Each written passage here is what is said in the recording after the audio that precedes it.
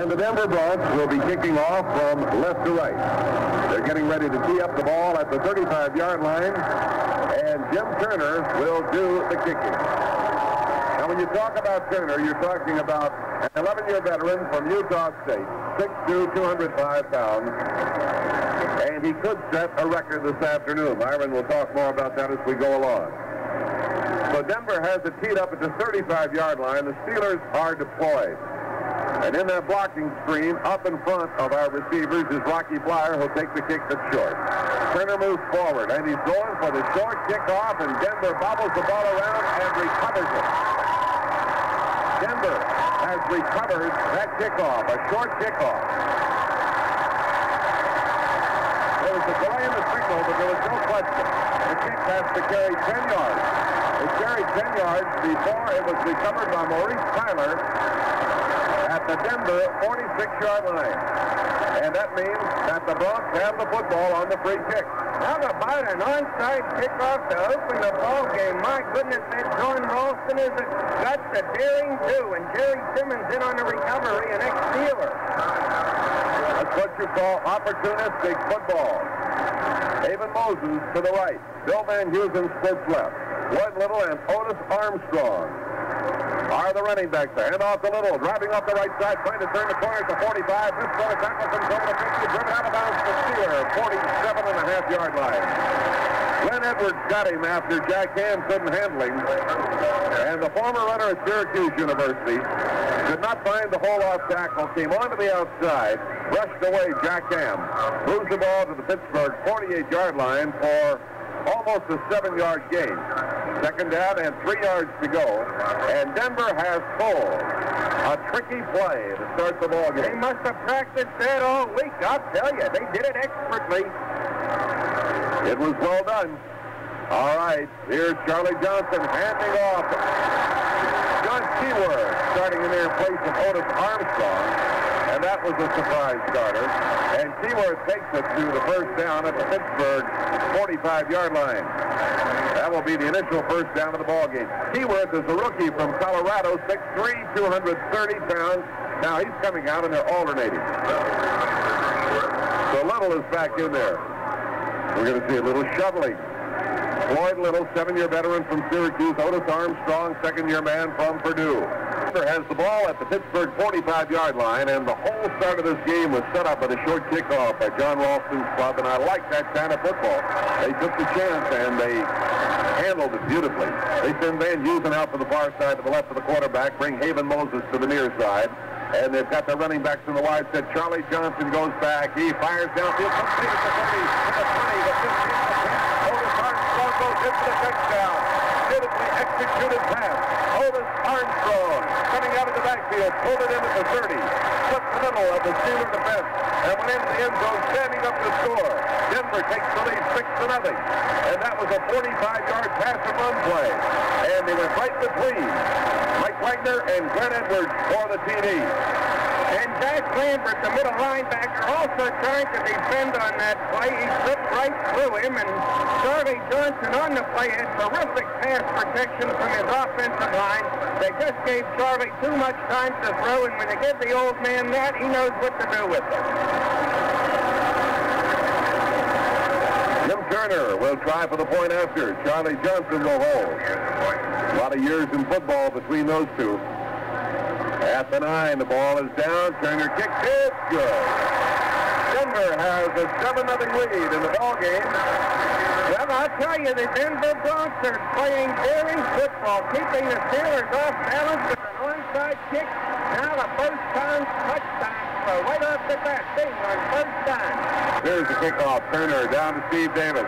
Davis at the 4, coming out over the 10, the 15, to the 20, cuts to the left at the 25, and he's nailed at the 26-yard line. They were right there to get him. Lonnie Hepburn, 3-year man from Texas Southern, made the stop. And the ball is spotted at the 26, 1st and 10. We may find as this game goes along that Steve Davis dropping a 3rd down pass from Joe Gilliam that would have gotten the Steelers out of the hole. That mistake may prove to be a fatal one for the Steelers, but we'll just have to see how things work out. Mark in from the near side of the field. The Steelers 1st and 10 at their own 26. Ray Mansfield goes over the ball. Looks at a 5-man front. Gilliam drops back, fires to the far side. Complete at the 35-yard line to Lynn Swan. The number 1 draft pick, the rookie from Southern California. The pass play to the sideline picks up 8 yards. Bill Thompson was the man he beat on the play. So the Steelers pick up 8 yards.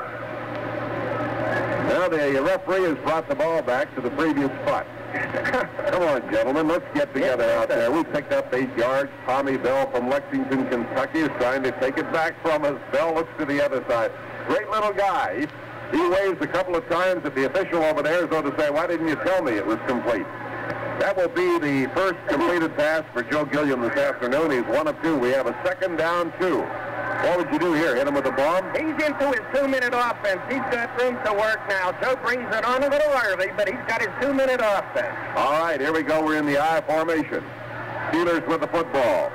Gilliam, the quarterback. Gilliam gives it to Steve Davis. Finds the hole over the right side. He drives to the 38-yard line. Got a couple of Broncos trying to pull him back, but he had the first down, I do believe.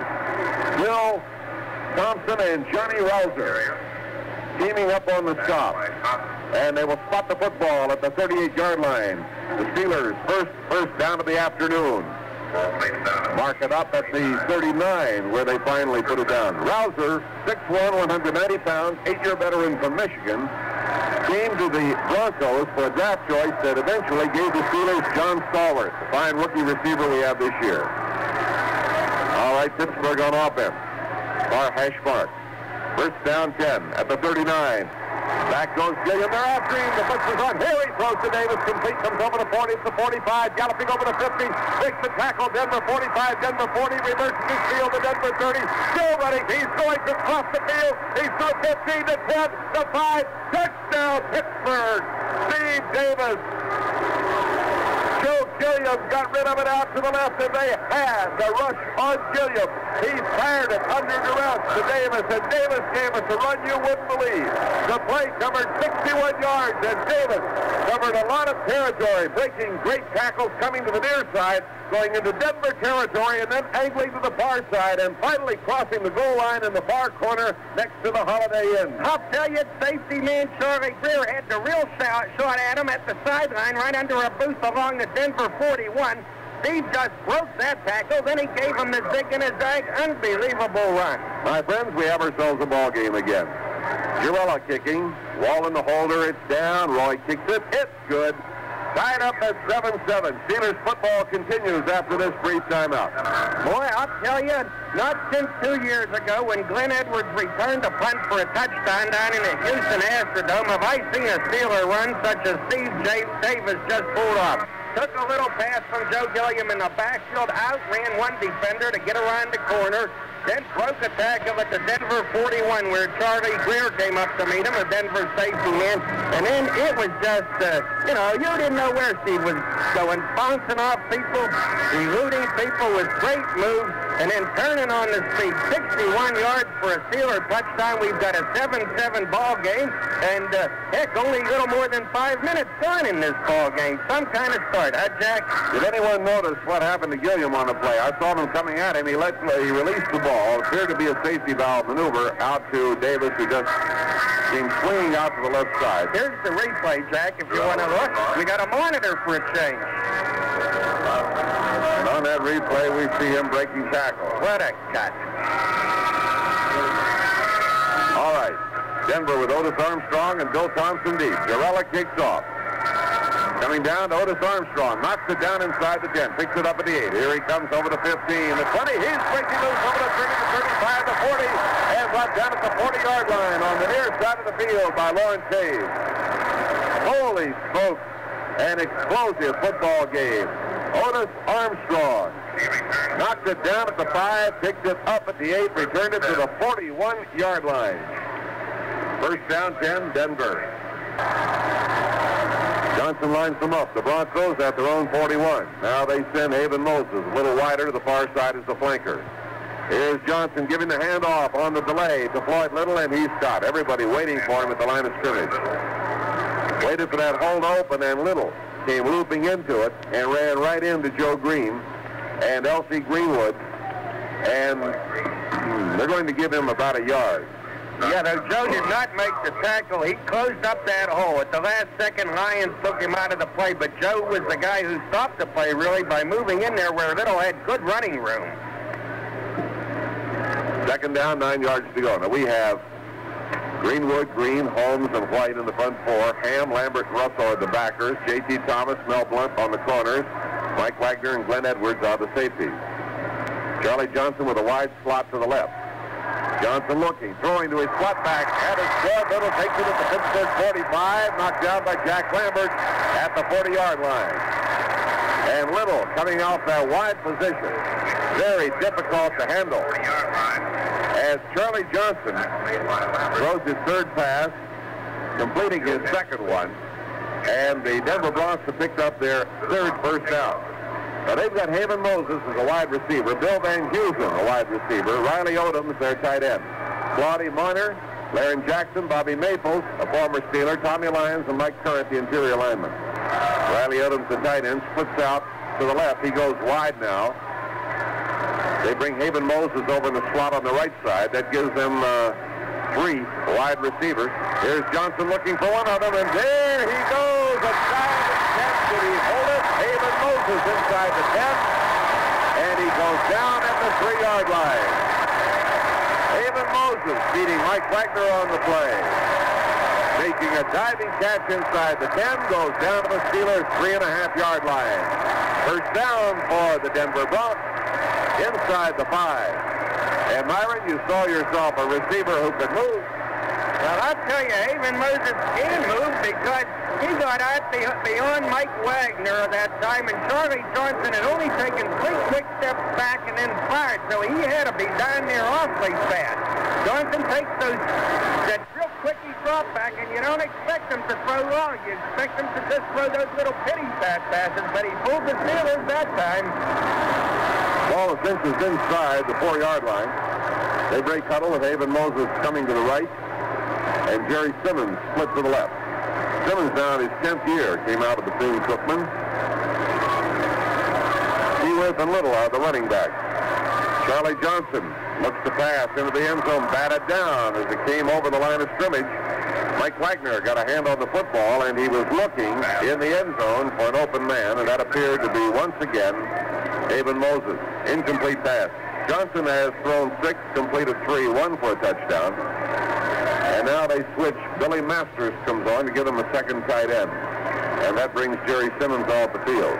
So Odoms and Masters are the tight ends, and now they give indication that they might want to go to their ground game at this point, 3.5 yards away from pay dirt. Nothing timid about Charlie's strategy here today, is there? Haven Moses is back in, so they go with 1 tight end again. And Bill Van Heusen is in there. Johnson looking for Moses. Great catch. Haven Moses over J.T. Thomas. Great reaching 2-hand catch. The Broncos score again. That is the 7th pass thrown by Johnson. 4 of them completed, 2 for touchdown. And the Broncos lead in the ball game 13-7. And now Turner is on to try for the point after. All of this happening in the first quarter. We have 2 minutes and 36 seconds remaining. J.T. Thomas could not stay with Moses on that race to the corner of the end zone. That Moses is really giving it to the Steelers. 7-yard scoring play and a fine catch by Haven Moses. Came off his wide position and angled straight into the corner of the end zone. Ball down, Turner kicks. It's good. So Denver moves out to a 14-7 lead. 2 minutes, 36 seconds to play in the opening period of a wide-open ball game here at Mile High Stadium. I tell you, that was Jim Turner's 999th point. When he gets one more and reaches the 1,000, they're going to stop the ball game and give him the football. They're not having a good day. And what we have seen here today is the Steelers put off balance by surprising Denver tactics. Denver opening the game with an onside kickoff. things like that. Charlie Johnson throwing deep when you expect him to largely confine himself to short passes. You know, he's not mobile. He's not as mobile as he used to be, what with having had 6 leg operations, 6 knee operations, and 4 shoulder operations.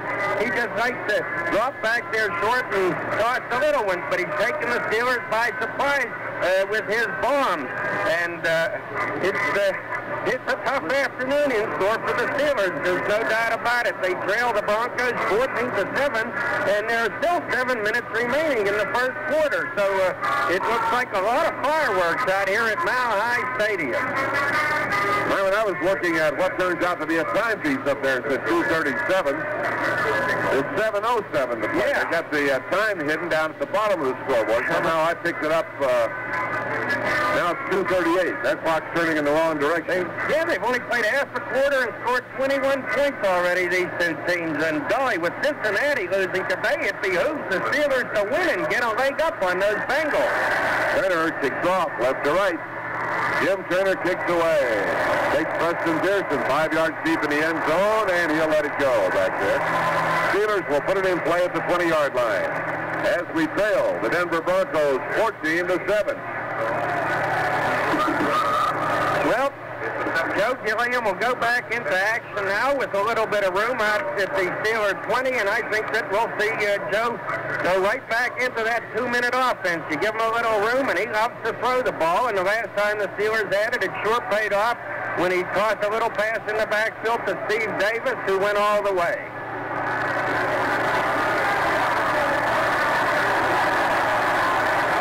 Steelers at their own 20-yard line. First down 10. Joe Gilliam is the quarterback. Gilliam gives it to Franco straight ahead, right up the middle, 5 yards to the 25, and Lyle Alzado at the bottom of the play for Denver. 6'3", 252-pound defensive end. He is from Yankton. Barney Chavis at left end. Steve Duranko at left tackle. John Grant at right tackle. Alzado at right end. Lasky, May, and Jackson are the linebackers. Rouser and Jones on the corners. Thompson and Greer are the safeties. And we're looking at a very fine football player and a very fine gentleman in Ray May, who was a favorite when he was with the Steelers before going to Baltimore. And I talked to him in Chicago on one occasion. He said he owes an awful lot to Mr. Art Rooney, who remains a good friend of his, for the start he gave him in pro football. Here's a quick flip. And that turns out to be a screen pass intended and taken by Lynn Swan. And Swan gallops up the far sideline and is out of bounds at the 32-yard line. And he was driven out by Mike Simone, 3-year veteran from Stanford. Swan in that situation just took a couple of steps back, and they flipped a quick shot to him. A little screen had formed out there, and he found his way to the 32 for a first down. Yes, Gordon Gravel out there putting a block on Johnny Rouser, the ex-Steeler, who is a starter here in Denver. Here is Gilliam throwing to the near side now at the 35-yard line to Lewis. Lewis had it knocked away, and the Broncos have it. And Simone is going for the end zone, and they're going to let him go in there and score, I believe.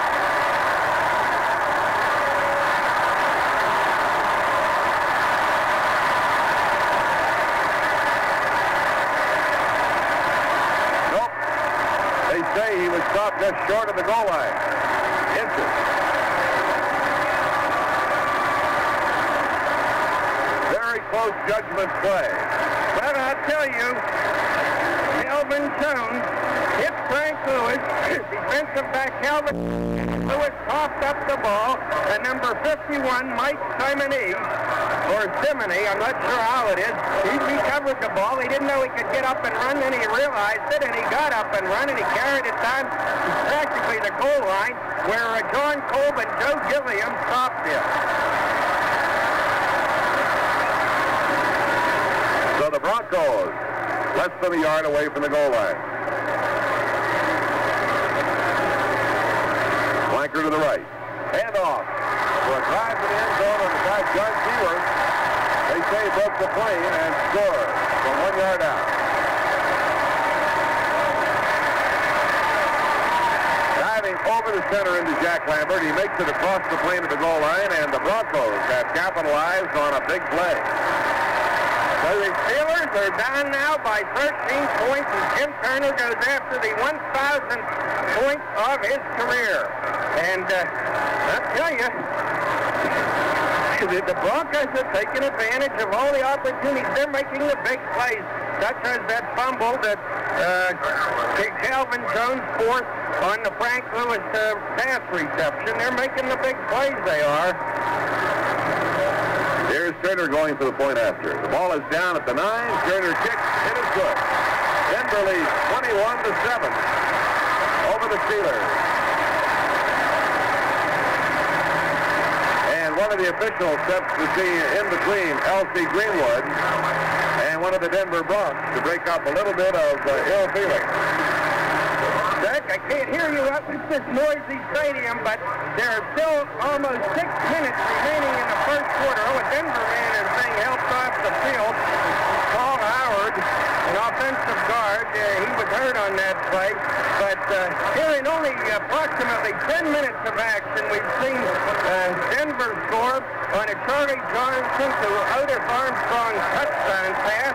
Then we saw the Steelers, Joe Gilliam to Steve Davis, score a touchdown on a 61-yard play. Then we see the Broncos go out in front again, 14-7 on a Charlie Johnson to Haven Moses pass. And now we see the Denver Broncos batten their lead for 14 points by forcing a fumble. Joe Gilliam throwing to Frank Lewis. A defensive back coming up to hit him hard, forced a fumble. A linebacker picking up the ball and trudging down to the half-yard line. And then John Keyworth going high in the air over the Steeler defense. It was a close call, but they said he was in. And so now the Denver Broncos, with 5 minutes and 44 seconds remaining still in the first period, lead the Steelers 21-7. And the Steelers, well, I didn't look for any kind of game like this, I'll tell you, Jack. Jim Turner has kicked his 215th consecutive extra point and is now past the 1,000 points, reached the 1,000 point mark. The sixth player in history to do that. He kicks off deep now. Preston Pearson at the goal line. Comes out over the 5, the 10, the far side of the field, the 15. Hesitates short of the 20, and is caught and thrown at the 20-yard line. Tackle was made by Jerry Simmons. Ran into Preston at the 18 and stopped him at the 20-yard line. And the Steelers will have it their first down and 10. Did you watch the replay on the... no, I did not get a chance to, Jack. Very, very close call. I've forgotten who received it. Got me so upset. Who received the football?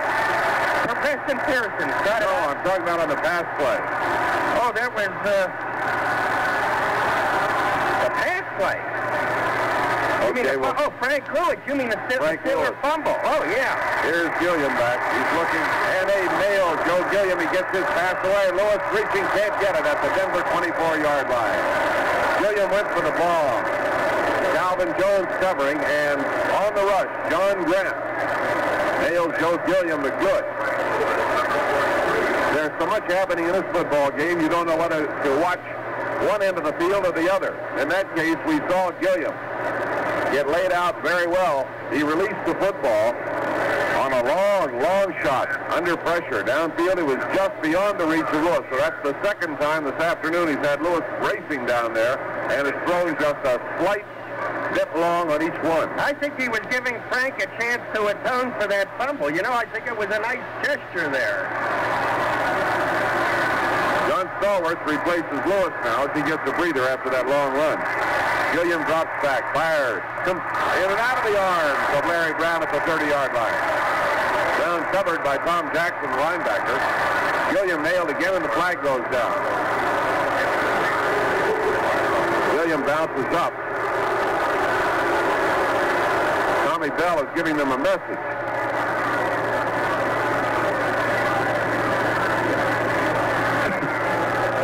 Personal foul. Denver Broncos dropped up Joe Gilliam. So they mark off 15 yards out to the 35-yard line. And the Steelers have a first down, their fourth of the afternoon. Second penalty against the Broncos.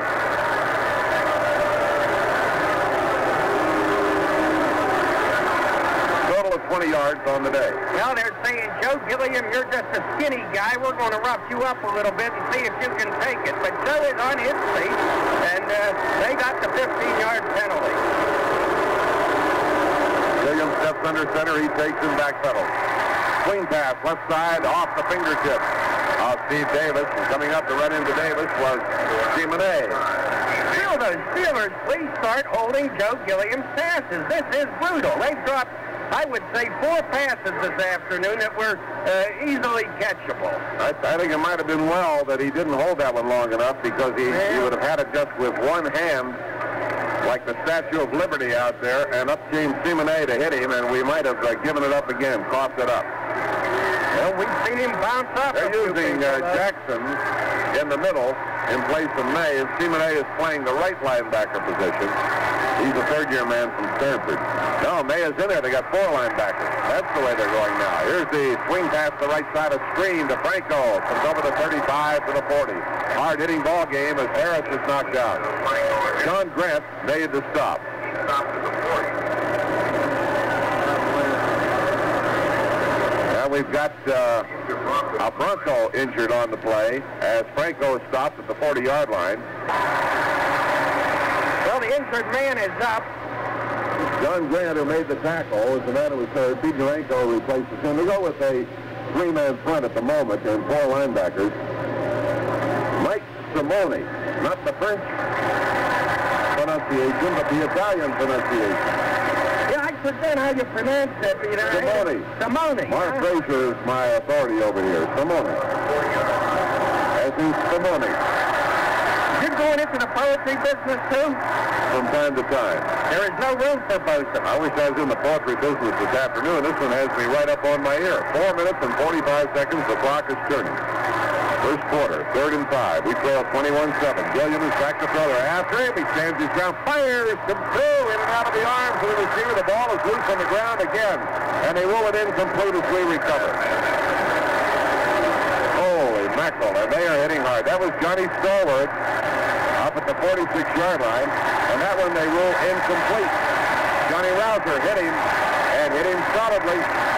Marv Frazier, wide receiver Marv Frazier of the Broncos, is Zach's spotter today. He's on the injured reserve list. I'm going to send Marv in for the Steelers if those guys don't start catching passes. This is terrible.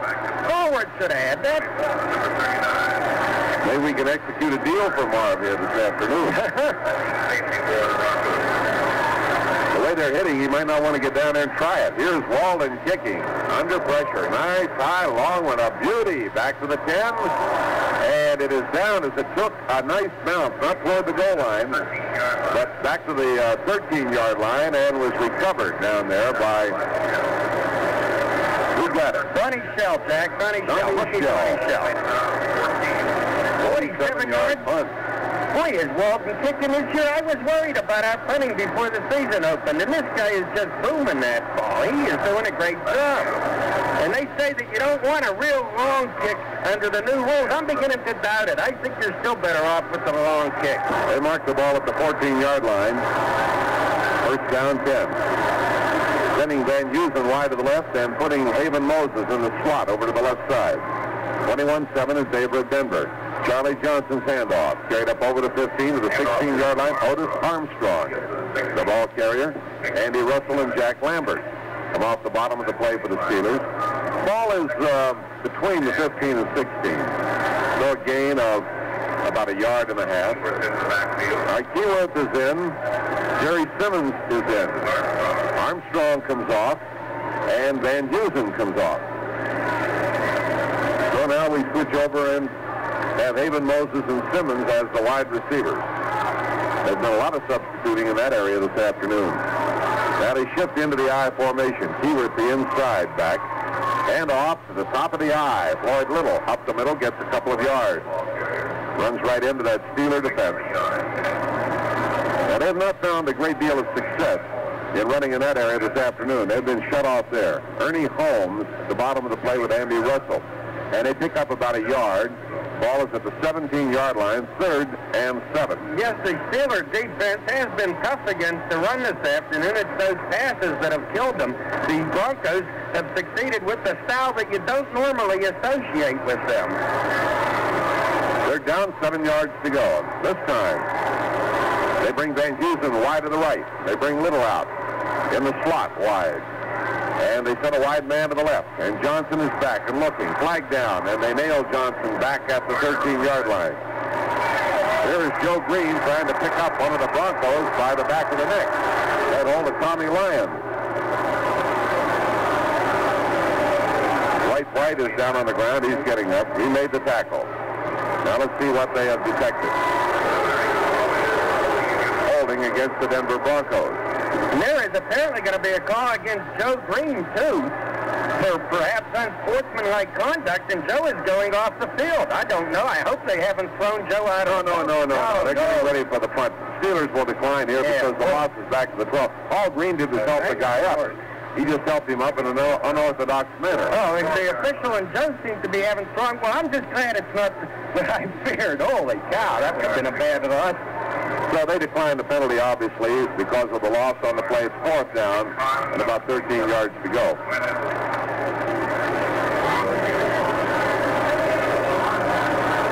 Glenn Edwards and Dick Kahn are the deep receivers. Van Heusen standing in his own end zone, about 3 yards deep. Kick will carry from left to right across your radio dial. Snap to Van Heusen, and he gets it away. Good long one, low trajectory. Kahn at his own 43. Runs to his left over the 45. Along the 50 now. Coming to the outside. Near side of the field. Flag down over the 45, the 40, the Denver 35, and out of bounds at the Denver 32.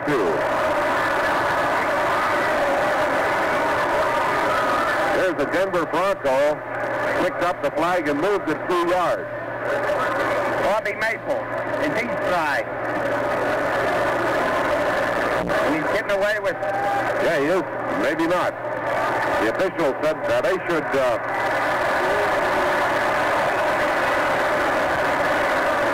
Tommy Dunn, they're getting away with it. They're marking it back to the 35-yard line.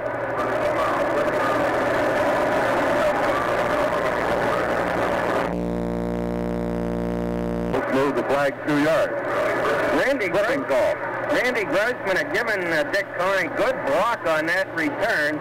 Well, that Bobby Maples, he's been around. He knows how to get away with something. 2 yards can mean a difference. He just picked up that flag and tossed it. If he gets caught, that has to be unsportsmanlike conduct. Here's Gilliam firing to Franco at the 42. He's over the 45 and out to the 47-yard line. He has a first down. Charlie Greer makes the stop for the Denver Broncos.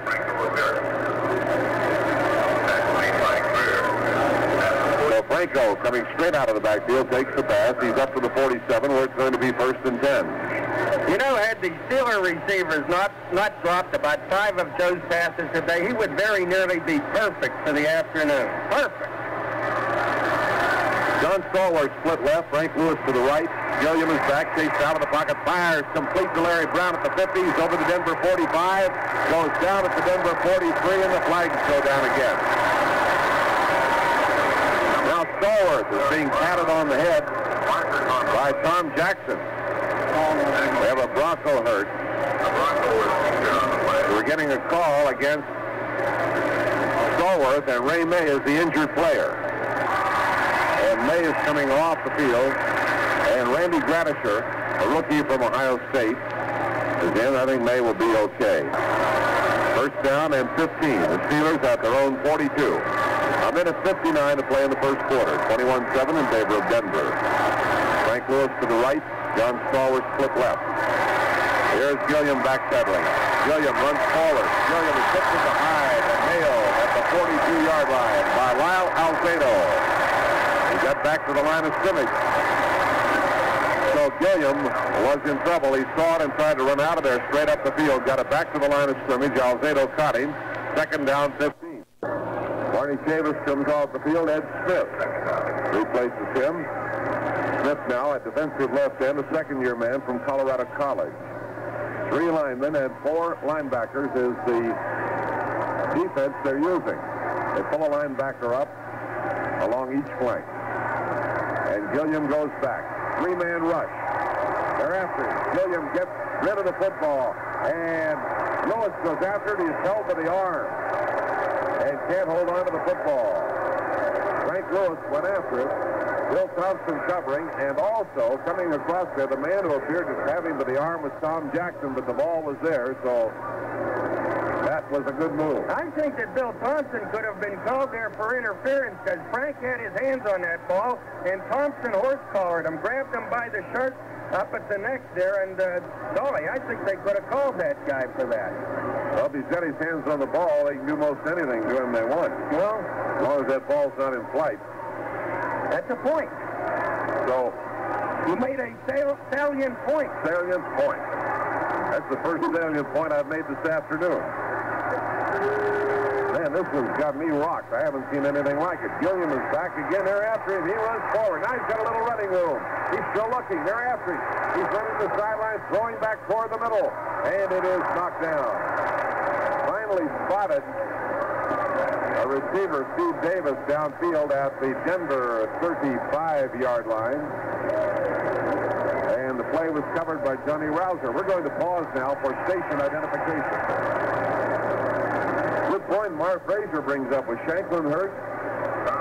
I haven't noticed him being injured, but where is he? That's right. Shanklin is missing. Walden in punt formation. They got Charlie Greer and Bill Thompson downfield. High, wobbly kick. Greer comes under it at his own 20. Hesitates. Comes up over the 25 and on out to the 28 or 29-yard line. And the Steelers have him corralled over there.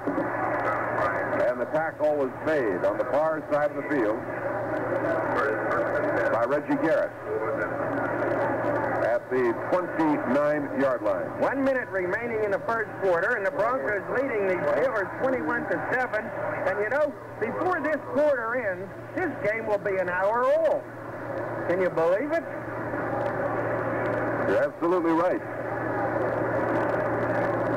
It is now 5 minutes after 3. Well, my clock's been passed all day, too. 3:01 it says up there in the 3:01. We got about 4 minutes to go yet. And a minute to play in the quarter.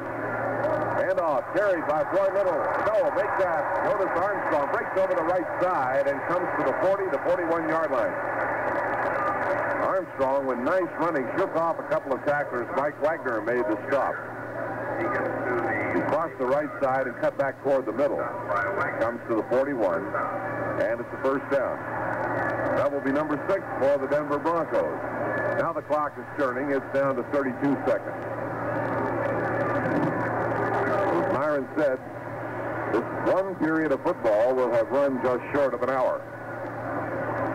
In the slot on the right side, Haven Moses. Inside of Jerry Simmons, who's wide. Charlie Johnson, the veteran quarterback, flips one out to the right side. The Broncos have the ball, 2nd and 3 yards to go at their own 48-yard line. The Steelers, trailing 21-7, cannot afford to give up another score at this point. You know, when you're trailing by 14 in a wild and woolly game like this, it's not at all beyond the realm of possibility that you can fight your way back. But if you give them a 21-point lead, wow, that's another matter entirely. Some final scores today. Miami defeating Buffalo 24-16.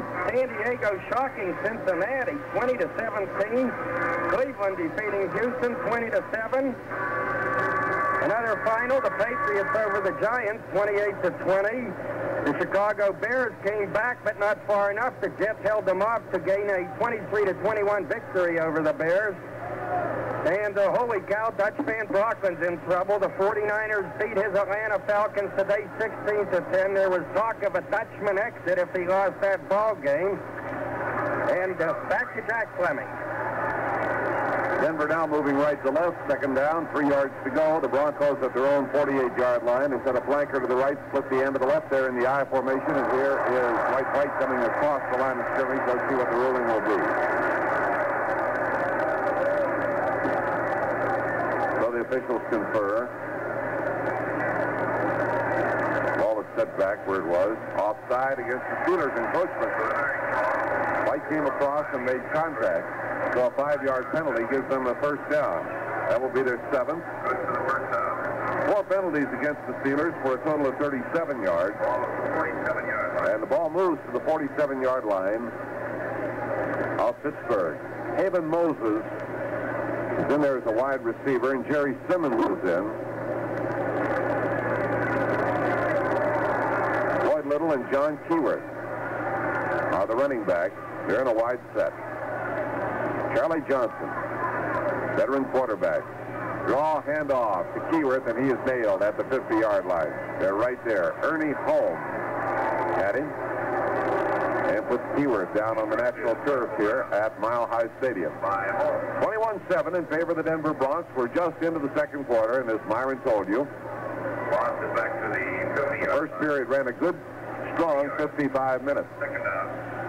3 touchdowns for Denver in that period, 1 for Pittsburgh. Keyworth is out of the ball game, and Otis Armstrong is back. Steelers front 4, Greenwood, Green, Holmes, and White is intact. The linebackers are Ham, Lambert, and Russell. Now Lambert is trying to move the official out of his way. That man's been in, and here comes Ernie Holmes over. Now Charlie Johnson is apparently successfully maneuvering. And it's encroachment again against the Steelers. They came across and made contact. That cost us 5 yards. And that moves the football to the 45-yard line, where it is going to be 2nd down and 8. Well, I don't know. Maybe Charlie Johnson is causing it with his counts. I don't know what's going on down there, but the Steelers are having trouble timing their rush. The ball is at the Pittsburgh 45. Denver is in possession. 2nd down and 8. All right, let's see how they spread this time. Little is in the wide slot to the right side. 1 step back. Van Heusen is out in that direction, and Haven Moses to the near side, and back goes Johnson. Fires downfield, and it comes in behind the intended receiver, Floyd Little. Glenn Edwards made a try for it at the 25, could not reach it, and like a dying swan, it drifted to the earth, incomplete. And it's the first time we've seen Charlie really look bad on a pass. The old man up until now has been superb. The old man's getting pretty good protection. Yeah. Well, the first quarter of today's game was brought to you by your Chrysler Plymouth dealers, and the second period of Steelers 74 is presented by Basco Catalog Showroom. And the Jack Lambert is out, and Dick Kahn is in, as we go with 5 deep defenders. All right, Denver puts Haven Moses in the slot on the right side. Setbacks are wide. Charlie Johnson on 3rd and 8. Fires out to the right side, out of the reach of Otis Armstrong. Came out of the backfield and made his cut to the sideline. Jack Cam covering the play. The pass is incomplete. Brings up 4th down, and Denver will punt. And it was very important that the Steelers hold the Broncos on that series because, as I mentioned a little while ago, had they scored again and taken a 21-point lead, well, Lee, it might be that school was out. Steelers go deep with Glenn Edwards and Dick Kahn. Kahn, the rookie from Georgia. Van Heusen out of the University of Maryland is in punt formation at his own 41-yard line. That's where he's standing. Line of scrimmage, the Steeler 45.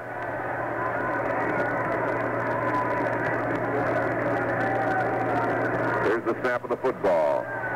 Van Heusen kick. Beautiful, like a bullet, barreling into the coffin corner. Let's see where they mark this one. And they're marking it at the 6-yard line. So Van Heusen is doing a beautiful job of hitting the corner. And this sets the Steelers back to their own 6, 1st and 10. Well, rather final. Oh, I'm sorry. Go right ahead, Jack. Well, we do have a timeout with a break in the action. We'll be right back. Well, the Steelers once again back in the hole, backed up to their 6-yard line following another beautiful Denver punt. Jack? Second period. Over 14, Kansas City nothing. Reggie Garrett is in as a wide receiver. Ron Shanklin appears as though he has been hurt. John Stallworth is a wide receiver. Jim Clack at left guard. And here's a handoff to Harris, and he had nowhere to go off the left side. They have lost a yard down there as he was covered on the play by Ray May, aided by Mike Simone. So we have Stallworth as a wide receiver, Kolb at left tackle, Jim Clack at left guard, Ray Mansfield at center, Mike Webster, the rookie, at right guard, Jerry Mullins at right tackle, Randy Grossman, the tight end, Davis and Harris are the running backs, Gilliam the quarterback, and Reggie Garrett, a rookie from Eastern Michigan, the wide receiver. Stallworth will flank left, and Garrett is split to the right.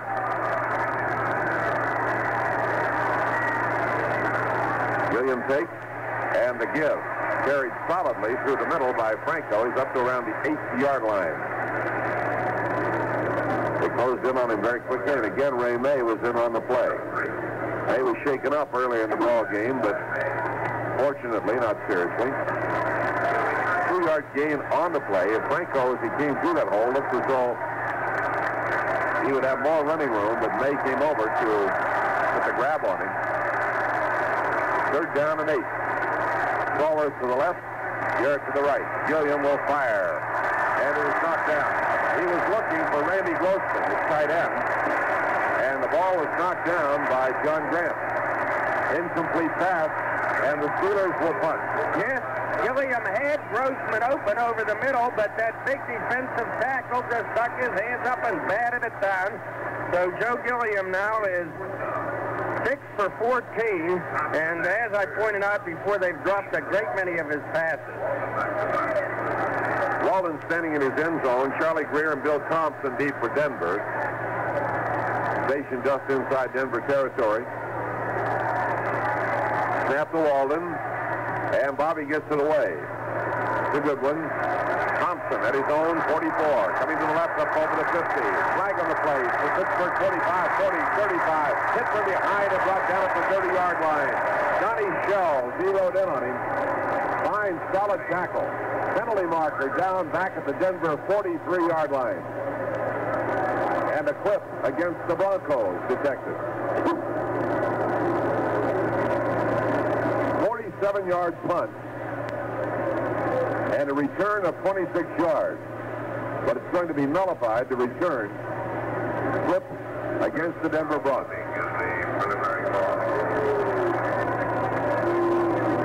So they're ready to mark this one off. And it's going to take the football back to the 34-yard line. 15 yards from the spot of the foul, which apparently was the 49. Flag had dropped at the 43. Takes it back to the 34-yard line. Denver now with 3 penalties and a total of 35 yards. Broncos at their own 34, 1st and 10. Van Heusen to the left and Haven Moses to the right.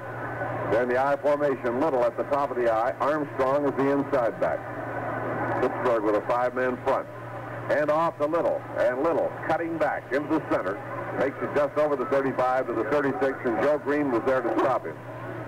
So Floyd Little is brought down at his own 36-yard line. Gain of a yard probably on the play. 2nd down and 9. Joe Green, a nice play. He's fast this year, strong and fast. He doesn't think he had a very good year last year. In fact, he says he had a bad year last year, but I think Doug's got it together now. Steelers trailing 21-7. 11:53 to play in the 2nd quarter. Denver built its lead in the 1st period. They throw a man into the slot on the right side. Haven Moses, Jerry Simmons is wide in that direction. Here's Johnson faking and going deep to throw. And there's his pass in and out of the arms of the tight end, Riley Odoms, at the 50-yard line. Odoms coming across toward the far side of the field. Mel Blunt covering on the play. Odoms could not hold the football. One report had said that Odoms was not really happy. They weren't throwing to him that much.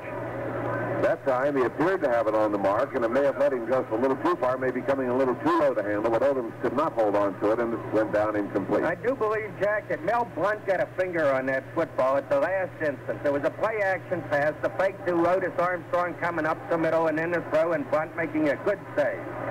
Okay, now we set up with Bill Van Heusen to the right, and Haven Moses in the slot on the right side.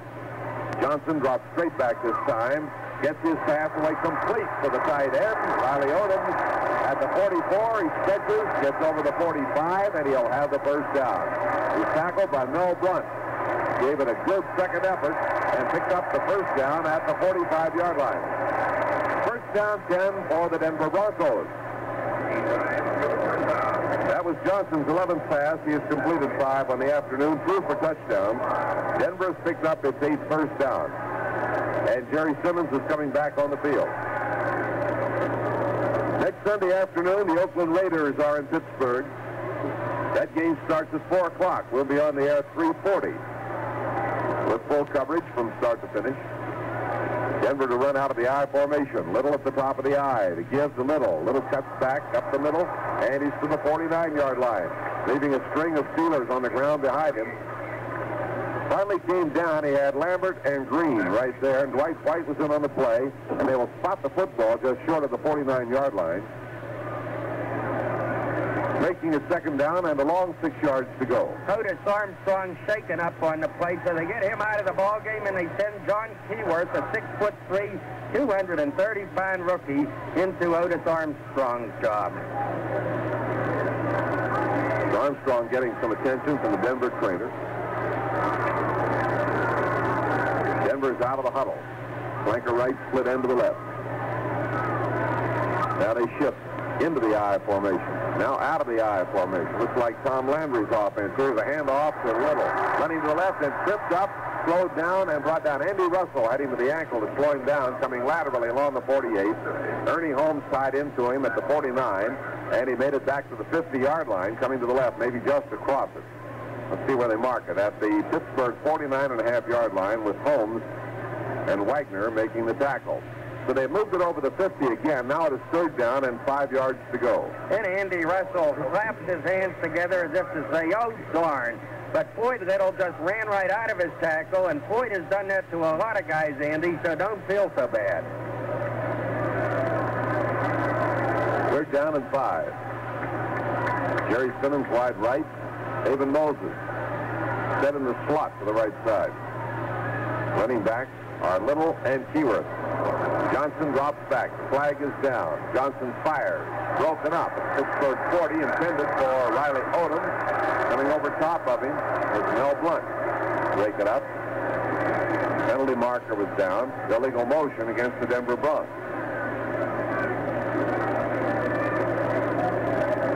So the Steelers have the option on the play with the ball at their 49-yard line now, where they finally placed it down.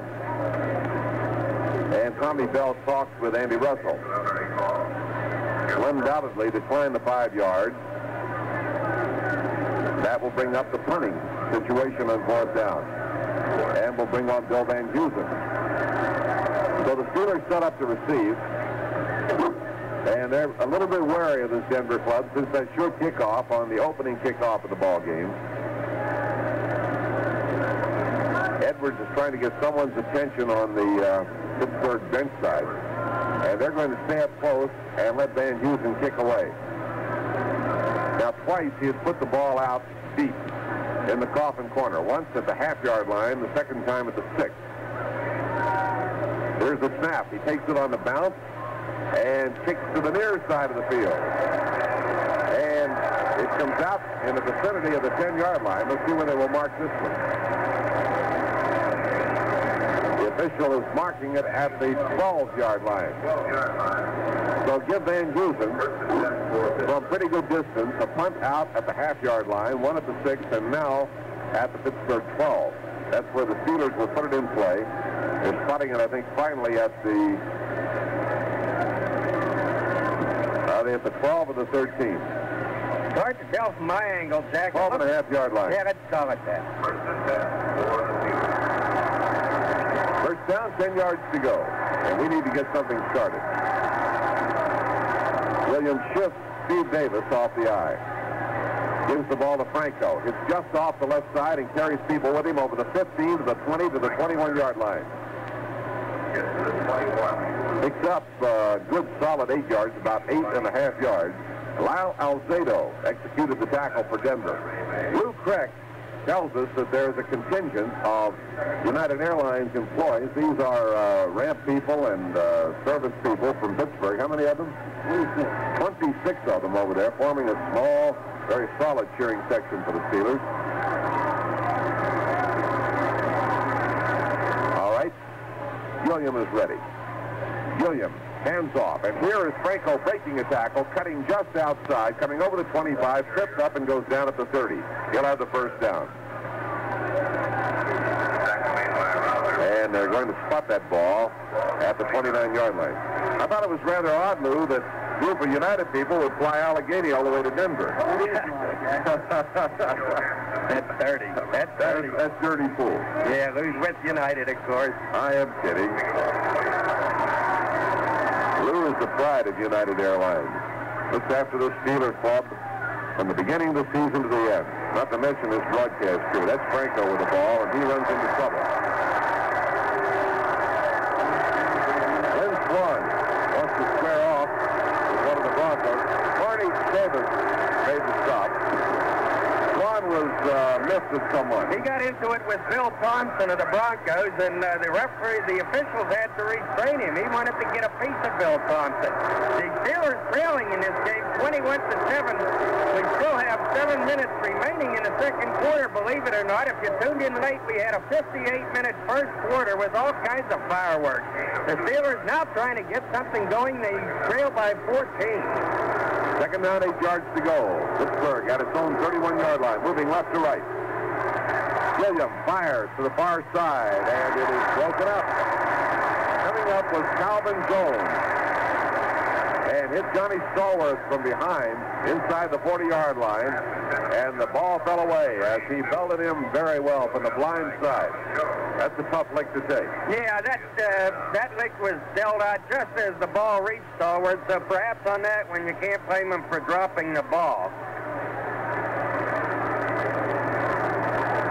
Third down, 8. Ray Mansfield goes over the football. We trail 21-7. Gilliam will throw again. Gilliam is ready. Now they're after him. He runs out of the pocket, heading to the far side of the field. Needs some help, gets the block, and dives forward to the 41-yard line. Over there to give him some help was Randy Grossman. To the 41-yard line. Simone and John Grant in pursuit. And he picked up the first down at the 41, so that was a resourceful play. Gutsy running by the toothpick. His first thought was to get out of bounds. You could read his mind, and then he knew that he needed those 8 yards for that first down, and so he changed course and slithered through there and got the first down. Tough toothpick. He's your man. Tough toothpick. You look good today in your Jefferson Street Joe Gilliam T-shirt. I'll tell you that. Denver people will like it. It's a nice item. Quick pitch to the right side. Daring play. Franco with the ball, trying to turn the corner. Ridden out of bounds to the 42. We have a flag down. Knocked out on the near side. Jackson. Lasky. Rouser. Johnny Rouser. Now let's see what this one is going to be. The officials have been hyperactive today. Personal foul, this time against Pittsburgh.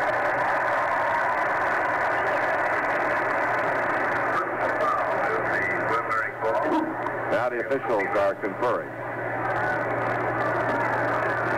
Frank Lewis coming on to replace Vince Swan. You know, today we have not seen Chuck Noll use a lot of running backs as he's been accustomed to doing. You know, sending in Pearson, the Frenchman, clearing that bench almost of running backs. He's largely stuck with Steve Davis and Franco Harris all the way. 15-yard penalty against the Steelers moves them back to their 26-yard line. They've got, oh, golly, better than 20 yards to go, well over 20 yards to go, and a first down. First down at 25. The Steelers back at their own 26. Williams sets his running back wide. Williams backpedal.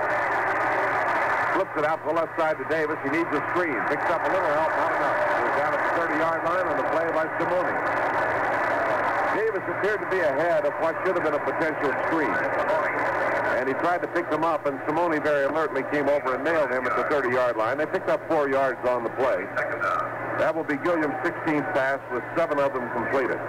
Myron has mentioned from time to time He's had the ball on the money several times this afternoon, and the ball has either been dropped or very tough defensive play by the Denver Broncos has forced the ball to be coughed away. On one occasion, they moved it down to the half-yard line and scored from there. Gilliam is deep. Gilliam throwing to the near side on a little comebacker. Lewis pulls it in at the 49 and immediately goes out of bounds. Johnny Rouser on him. Now we have a penalty marker down way back. And let's see what the ruling is here. Personal foul. They roughed the passer. Now he completed the pass up to the 49-yard line.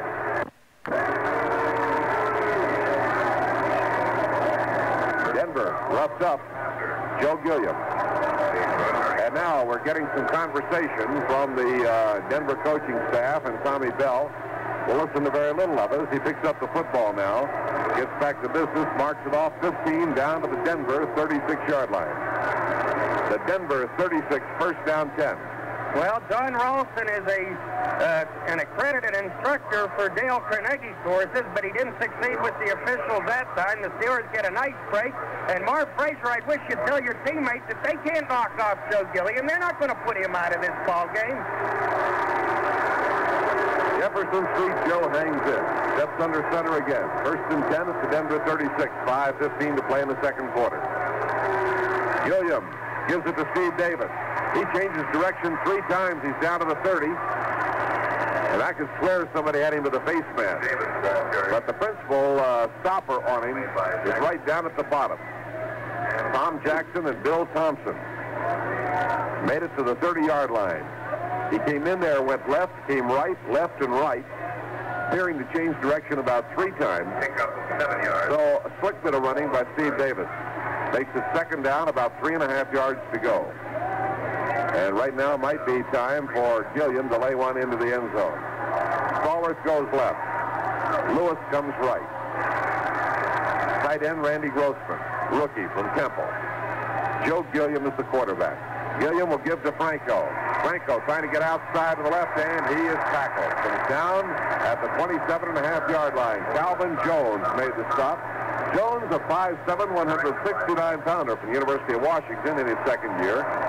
And we're about a yard short of a first down. The ball being marked back almost to the 28-yard line. Let's call it third and 1.5 yards to go. And they bring Simone out of the ball game and come back on with Pete Duranko, so they'll go with the regular 4-man front. Jim Clack pulling out of the line on that play and laying in a pretty good block that enabled the Steelers to gain valuable yardage. Now it's just third and a short 2 yards. Steelers bring on Larry Brown, the second tight end. Brown is on the right side and Grossman is on the left side. Flanking to the left is Stallworth. Running backs are Davis and Harris. Gilliam gives the ball to Franco. Drives off the right side and he is short. He's going to miss the first down by less than 1 yard as he's tackled by Barney Chavis. The defensive left end. They ran right into the arms of Chavis. And they're going to take it on and measure, but I don't believe that it's going to be necessary at this point. He appeared to have missed it. So they bring the sticks out, and sure enough, he is about a foot short. Okay, that is fourth and a foot to go. In a situation like this, you've got to go for it, haven't you? Sure, you got to go for it. There's no question about it. The field goal's longer this year, and the play is, when you're down 14.2, the play is to go for it. 3 minutes and 29 seconds remaining in the second quarter. We trail 21-7. It is third down and about a foot to go.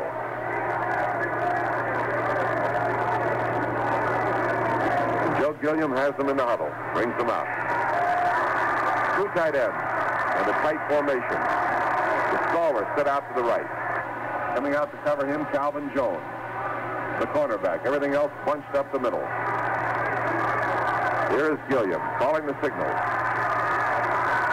Gilliam to Franco, driving off the left side with good second effort. He has it. Got his nose down to the 25-yard line for the first down, and he did it under his own power as he ran into a host of Broncos. Rouser was over there. Thompson was over there. They ganged up on it. Now let's see where the official's going to mark it down. If they have set that ball back to the 26-yard line, and that is a rip-off. That is terrible. He had that football down to the 25. I think it may be an academic point. Boy, it is close. They got it. Woo! That was terrible, Jack. We'll be back after this pause on the Steelers Football Network. They mark it at the 26. It's first down, 10 yards to go. 2 minutes and 49 seconds to play in the second quarter. We trail 21-7. The Broncos are digging in, and the crowd is chanting defense. Here come the Steelers out of the huddle. Frank Lewis is back in, flanked to the right. John Stallworth splits left. Gilliam looking out to the right, throwing to Lewis, and he is belted. He was at the 22-yard line and knocked back to the 24 by Johnny Rouser. And they are zeroing in with some good tough tackling. Now the official puts it down at the 24. He took the ball at the 22, was hit solidly by Rouser and knocked back to the 24. I'm not exactly sure what's happening. Nor am I. These guys, they're working a strange game. That's not Tommy Bell down there officiating. That's Jesse James and his henchmen. They're stealing yards from us, one at a time, two at a time. Well, we're down to the 2-minute warning mark, and while we sit here in Gripe in Denver on what has not been a very happy first half afternoon, things will get better. There's a break in the action. With a little bit of luck, we'll be right back.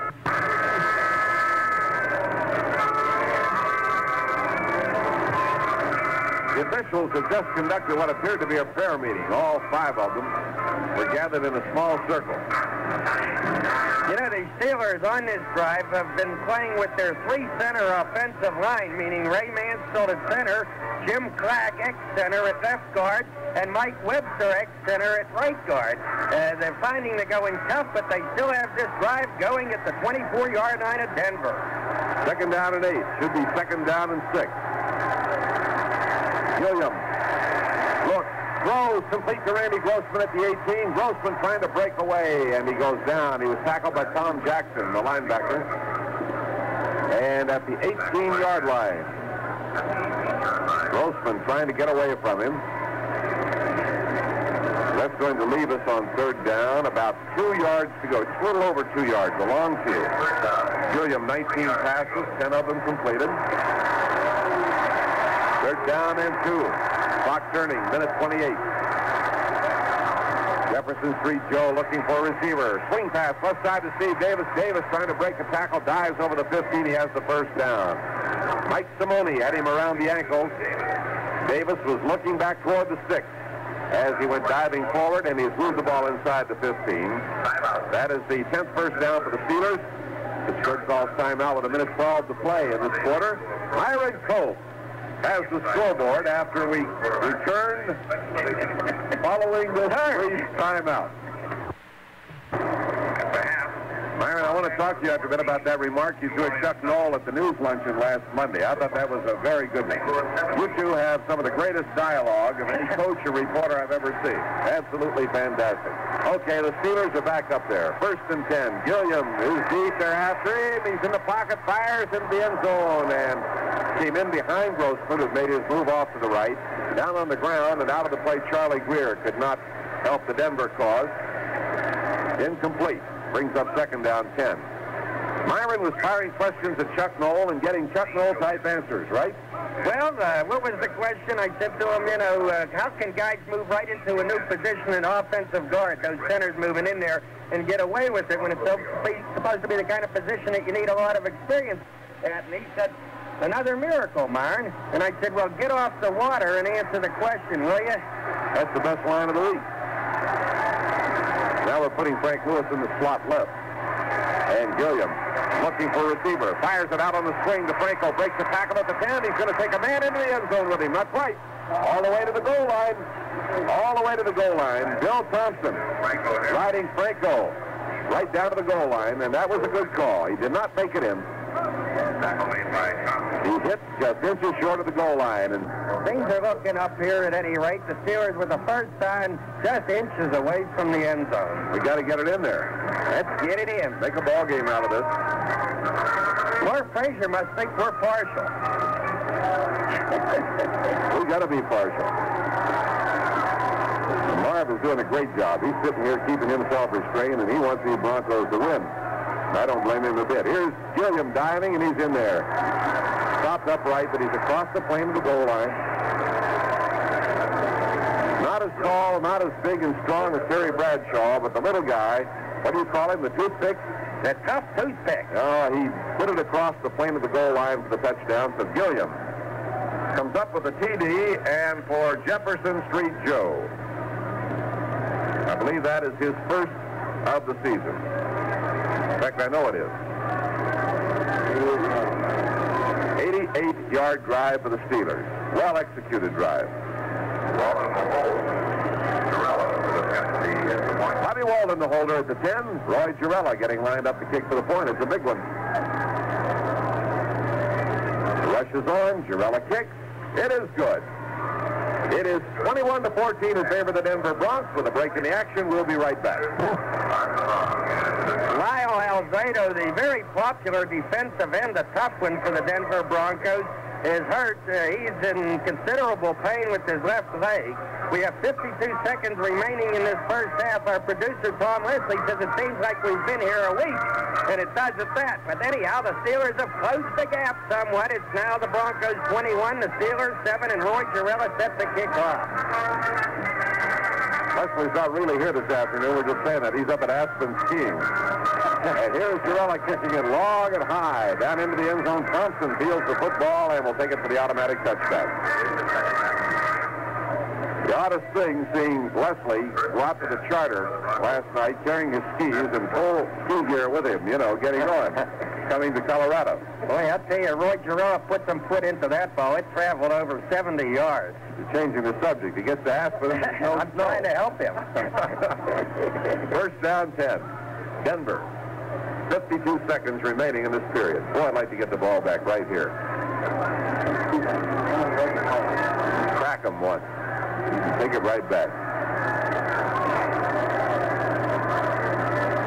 Charlie Johnson, the quarterback. He's not likely to do anything that's going to upset the apple cart. He gives it to Armstrong, and Armstrong is nailed by Green and then re-nailed by Andy Russell. Slowed down by Joe, and Andy got on him, short of the line of scrimmage. And Denver loses 2, and they're willing to do that for the remaining time and go off this field with a 1-touchdown lead. Here comes Jerry Simmons in, but don't bank on it. The way this ball game started and the way Denver has played it, the Steelers call time. They want to stop the clock. They want Denver to earn those seconds. And Charlie Johnson's going to come over and have a consultation with Max Coley, I think. There's that John Ralston. No, that's Max down there. I don't believe he's got his back to me, but I believe it's Max, yeah. He's the offensive coordinator, has done a great job for the Denver Broncos, has received much credit for their success. And, Jack, I'm glad you said don't bank on it. It appears that the Broncos are just running out the clock, but after some of the stunts they've pulled today, and by stunts, I don't mean that in a derogatory sense, very successful deception, I wouldn't be surprised if he did not use that play to set up a bomb. If they'd happen to get one and go off this field with that kind of momentum and a 2-touchdown lead, then you got yourself a problem. Right now, the Steelers have the momentum going with them. Broncos backed up to their 18-yard line, where it's going to be second down and 12. 31 seconds remaining to play in the second quarter. We're at Mile High Stadium, Denver, Colorado. Flemming and Cope, along with Lou Kreck, Mara Frazier, our spotter from the Broncos, and Tom Leslie, who is supposed to be here. Well, they're lining up very close. Look at this. They got the setback. Now they pull the Steelers offside. Joe Green has just dived under the center.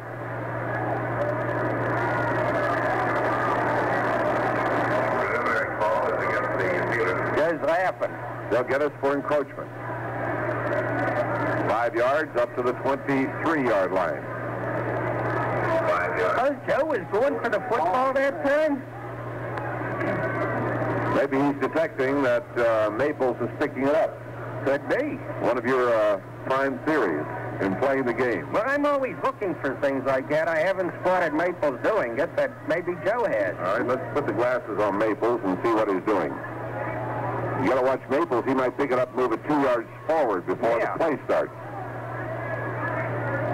Well, they've got their setbacks up tight, very close.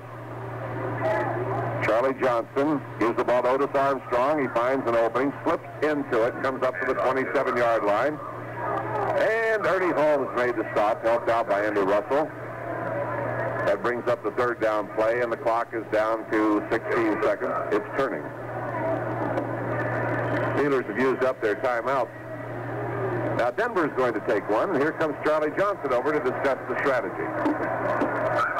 Well, the crowd has a mild ripple going through it, and they boo just a few of them. Well, I tell you, if they're killing the clock here, they are doing it with the greatest caution and planning I've ever seen. Another conference on the sideline, Charlie Johnson and Max Coley, and maybe Max is instructing him on how to fall on the football, or on the other hand, maybe they got something cooking, who knows. But the ball is at the Broncos 27-yard line, and it's third down and 3 yards to go.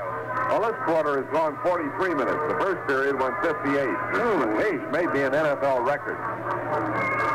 You realize what time we're going to get in the morning back to Pittsburgh? How about 3 o'clock in the morning? Supposed to be 11, but now, holy cow. Well, 11 o'clock in the morning is a good hour, too. I mean, at night. Here's Charlie Johnson. Watch out for him this time. Look out. Here's the Little. We were offside of the Little slips, making his cut at the 25, goes down at the 26. Now 7 seconds remaining. They had a flag down, and I think we will be penalized. Offside call, and that will give Denver a first down up at the 32-yard line. The ninth first down for the Broncos. The Steelers have been penalized a total of 67 yards in the first half. Ball is now at the Denver 32-yard line. So I would guess that this is where Johnson may take his shot, with 7 seconds on the clock. And it seems to me that the total penalties in this half might be in the neighborhood of 300 yards. Well, that's a little hyperbole, but, wow, we've seen a lot of penalties marched off.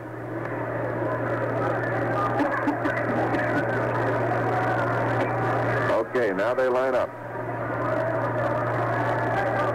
Charlie Johnson. I remember he worked for Rogerella tees it up at the 35. He'll kick off left to right. And this afternoon's Steelers-Broncos contest is being heard around the world through the facilities of the American Forces Radio Network, comprising more than 350 stations. And the Broncos go deep with Otis Armstrong and Bill Thompson. Jarrella kicks it. Sailing downfield, Armstrong fields it at the 5, out over the 10, the 15, he's to the 20, the 25, drives to the 31-yard line. Otis Armstrong on the return, driving to the 31-yard line. Jim Allen had the first hit on him. Denver will put the ball in play first and 10 at its own 31. Steelers trailing 21-14. An explosive first quarter. Denver dominating. And the Steelers coming back to dominate in the second period and gets the touchdown. And now Denver has the ball, and as Lou Craig pointed out, our mission right now is to stop them on this first drive and get that football back. And that is no mean task. Van Heusen to the left, Haven Moses to the right. Setbacks are wide. Johnson the quarterback. Charlie Johnson. Cranking up, and somebody cut him on the arm, and Mike Wagner comes under to intercept. He tripped up. He took it at the 40. Joe Green hit Johnson's arm. Jack Ham was waiting for the football as it went wobbling up into the air near the 40-yard line. Wagner hopped right in front of him and took it. In the meantime, the intended receiver reached out and grabbed him by the ankle, and he went down. That'll be Haven Moses. And so the ball is at the 38, and that is the first interception, and that is the big break that we've been looking for. Joe Green promoted it.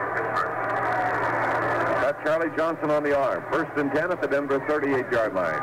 Gilliam gives the ball to Steve Davis. He runs into a crowd up the middle, and he just puts his head down and bucks his way over the 35. He's to the 34-yard line. While Alzado is back in there, was at the bottom of the play. So they marked the ball at the 34-yard line. Gain of about 3.5 yards, Myron. And that was, of course, Charlie Johnson's first interception in the ballgame. The first pass he threw to be intercepted. And Joe Green just clobbered him high as he released that ball. He gave him a hit. Mark Frazier points out that Johnson was hurt on that play. He's getting attention down in the Denver bench area. Second down, about 6.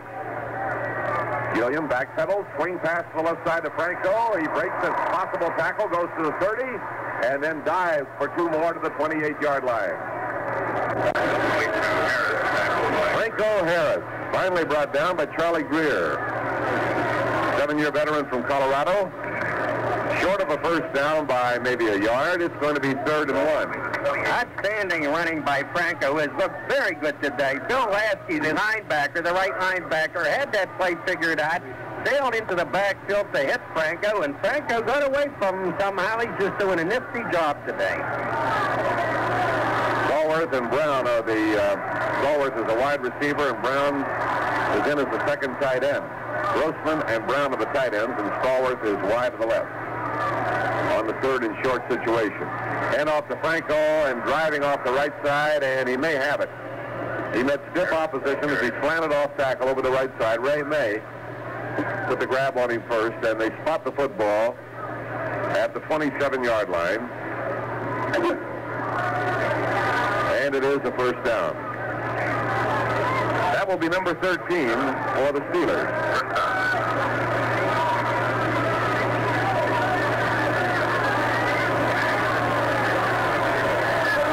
They come out of the huddle. 4-man rush by Denver. William is deep. He gets it away. And there's his target at the 15. A great leaping catch by Franco Harris. Goes down at the 13-yard line as he went up in front of Tom Jackson. Jackson covered him. Harris gets up slowly. He's okay.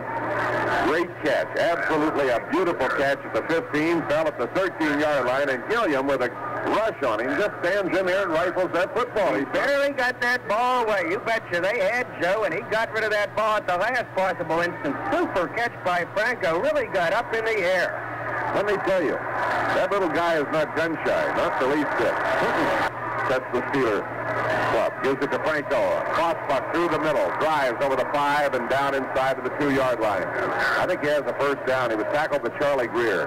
Nice hole opened up in the area of Clack, Mansfield, and Webster.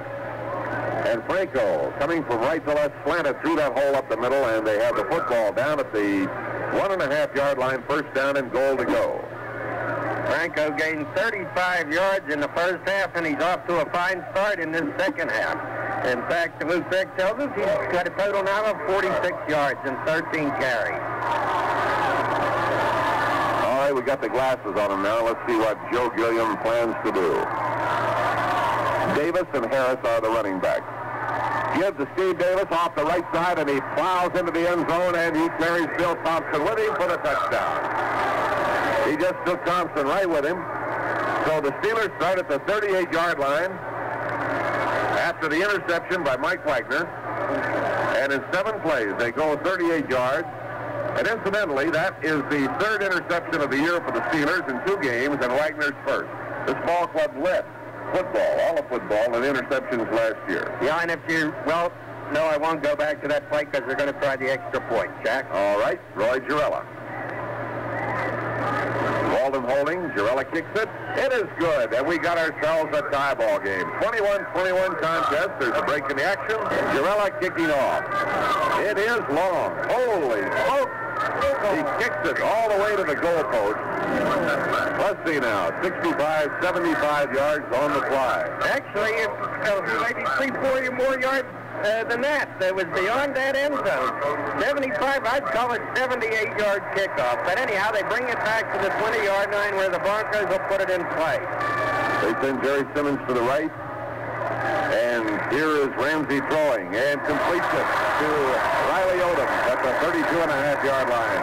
Mel Blount makes the tackle. Riley Odoms goes 6'4", 230 pounds.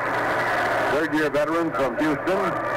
They will spot the ball at the 33, a first down.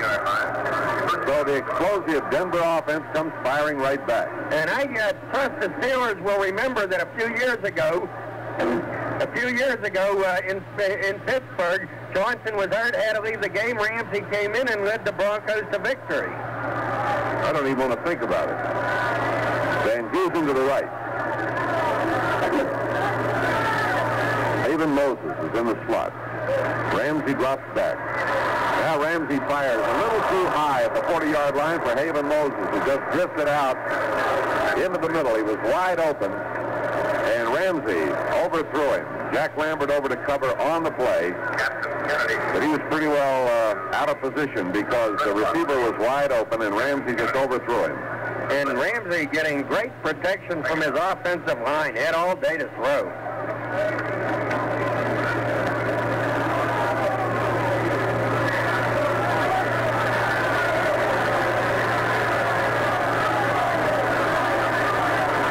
Broncos are ready to go. Steve Ramsey, 6'2", 210 pounds. Quarterback. Draw handoff and a quick draw at that. Armstrong finds the hole, goes through to the 35 and onto the 39-yard line. Well executed. Ham and Lambert on the tackle. The ball is at the 39-yard line. It's going to be third down and 4 yards to go.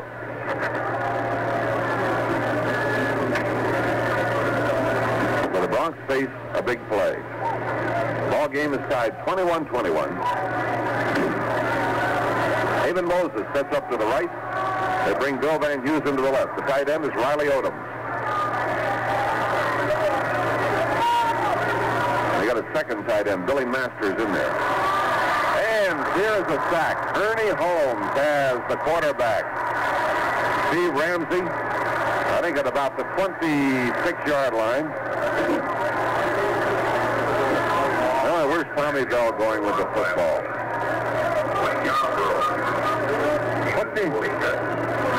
What's he bringing the ball back to the 35-yard line for? Well, I guess he figures that's where Fats made contact with him. I don't know. Holy mackerel. That's only... that would be a less than a 5-yard drop back. That's about a 3-yard drop back. I'll tell you, I never saw anything like that. That has to be the weirdest placement of the ball we've seen. Had to be back around the 26 or 27-yard line where he contacted him. Punt formation. Van Heusen. He puts the foot on. Boy, can he punt it. Glenn Edwards under it at his own 10. Here he comes, the 15, the 20. Let's go all the way up to the 25. He's not going to make it. He's in trouble. Down he goes at the 28-yard line. Edwards looking for daylight. He didn't find it. He ran into red jerseys. And there at the bottom of the play for the Denver Broncos was Ken Kreider and Ray May. And Kreider has a fan club called Kreider's Critters. Kreider's Critters. There's a break in the action. And we'll be right back. Charlie Johnson's right shoulder obviously was injured. The trainer right below our booth massaging Charlie's throwing arm, his shoulder, and we don't know whether he'll be able to get back into the ball game or not. Here go the Steelers at their own 28-yard line. First down, 10 yards to go. The Steelers at their own 28. Shifting out of the I formation, Steve Davis to the left side. The quarterback is Joe Gilliam, gives it to Franco. He stumbles coming into the middle, goes over the 30 to the 31-yard line. Barney Chavis, who goes 6'3", 252 pounds, made the stop. Ball is at the 31-yard line, about a 2.5-yard pickup. Let's call it close to 3. Second down, 7. Myron, we look at the Oakland Raiders. Al Davis brings his Chargers to town next Sunday afternoon. Yep. Here's Gilliam dropping back, and he fires complete to Grossman at the 39, and Randy's knocked down immediately. Hit by Johnny Rouser and Tom Jackson at the 39-yard line. It is close to a first down. I don't believe we have it. Gilliam is in the pocket. Now to Davis before he loses the football. They dive for it. Raiders, whoever the Broncos have it. Wow. Davis got to the 40-yard line, was hit, lost the football. Lyle Alzado And that is our second fumble of the afternoon. We've lost both of them. The Broncos take over at the Pittsburgh 41. It's the kind of a football game it's been all afternoon long for both clubs. They have Jerry Simmons wide to the right and Haven Moses out to the left. Very wide set. And the draw handoff. Carried by Armstrong. He breaks loose. He's got him to the 25, the 20, fighting his way inside the 10. Driven down inside the 5 by J.T. Thomas. Wow. Otis Armstrong. A great running back for Purdue. Turns it on. Down the opening and then did some great broken field running. Takes the ball to the 3-yard line. J.T. Thomas brought him down, and Denver is back in scoring position. Yes, Otis rambled about 5 yards on the draw, ran into Fats Holmes, who had retreated, and Fats appears in position to make the stop, but Armstrong simply bounced off him, kept going, found daylight, a run of 38 yards to the Steelers' 3-yard line. This is the only stadium I've seen in the league where the home team has to wave for quiet from the crowd. Ramsey, the quarterback. They're in the I formation. They put a man in motion to the right. Ramsey fakes, flips a little pass to a wide open man in the end zone, and there's Riley Odoms to take it. They sent a man in motion. Van Heusen to the right. Odoms drifted out into the end zone. Wide open. And Ramsey flipped it to him for the touchdown. Oh, my. Odoms was going one way toward the sideline in the corner of the end zone, and safety man Glenn Edwards, having taken a fake, was going the other way, pointed straight toward the middle of the end zone. So it was an easy catch for Odoms, and the Denver Broncos once again have taken the lead. Denver leading 27-21. Turner will try for the point after.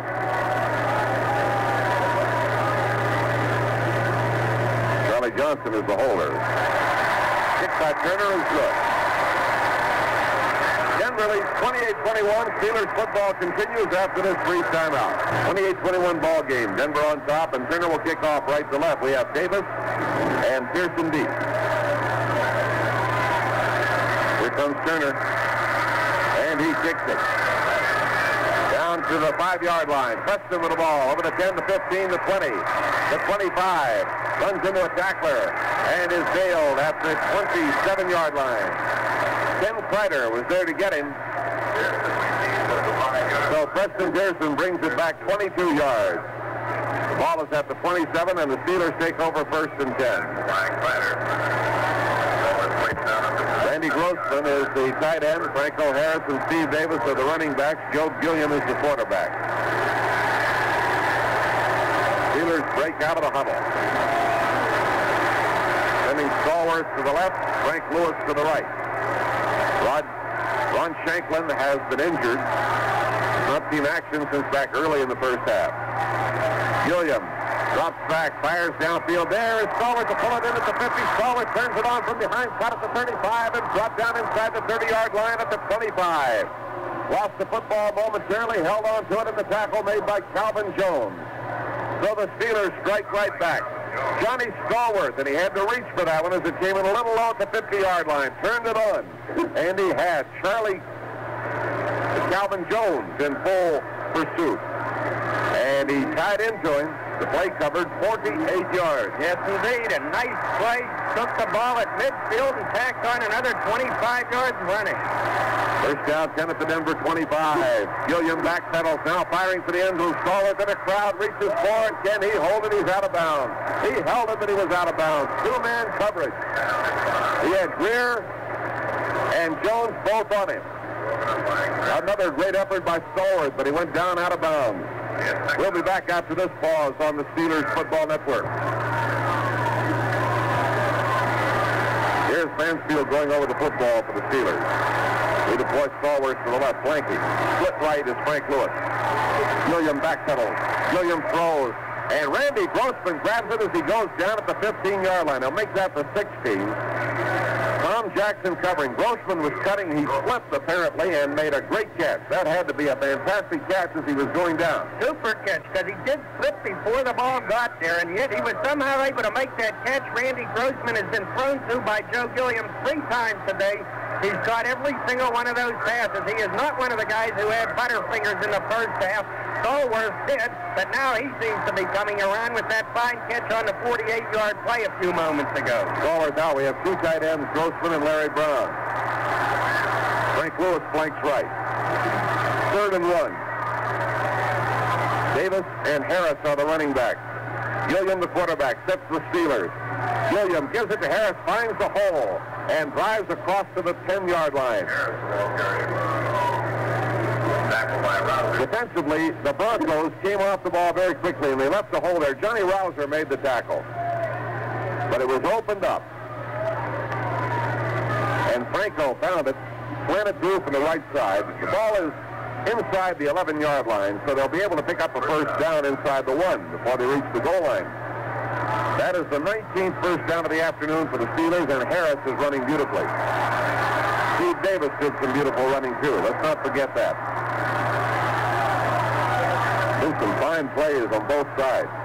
In a 28-21 ball game, Denver leading. Here's Gilliam ready to go. Gilliam rolling right there after him. Gilliam stiff arms, one tackler, fires down to the goal line, and Lewis catches it at the 1. In pursuit that time was Pete Duranko, and Gilliam gave him a stiff arm. Now down at the goal line, Bill Thompson was covering, Johnny Rouser was covering, and Frank Lewis on a comebacker made the catch down inside the 1, so they'll have to measure. This is what I told you. They could pick up a first down inside the 1-yard line. We have 4:33 on the clock. That's not time remaining. That's the time here in Denver. Here's Gilliam giving it to Davis off the right side, and he's in. Smashing off right tackle. Steve Davis carries it in for a Pittsburgh touchdown. So the Steelers have come right back to score. And it's a 28-27 ball game, and Girella, with a lot riding on each kick, is out there again. And Bobby Walden, the veteran from Georgia, will hold. Roy Girella.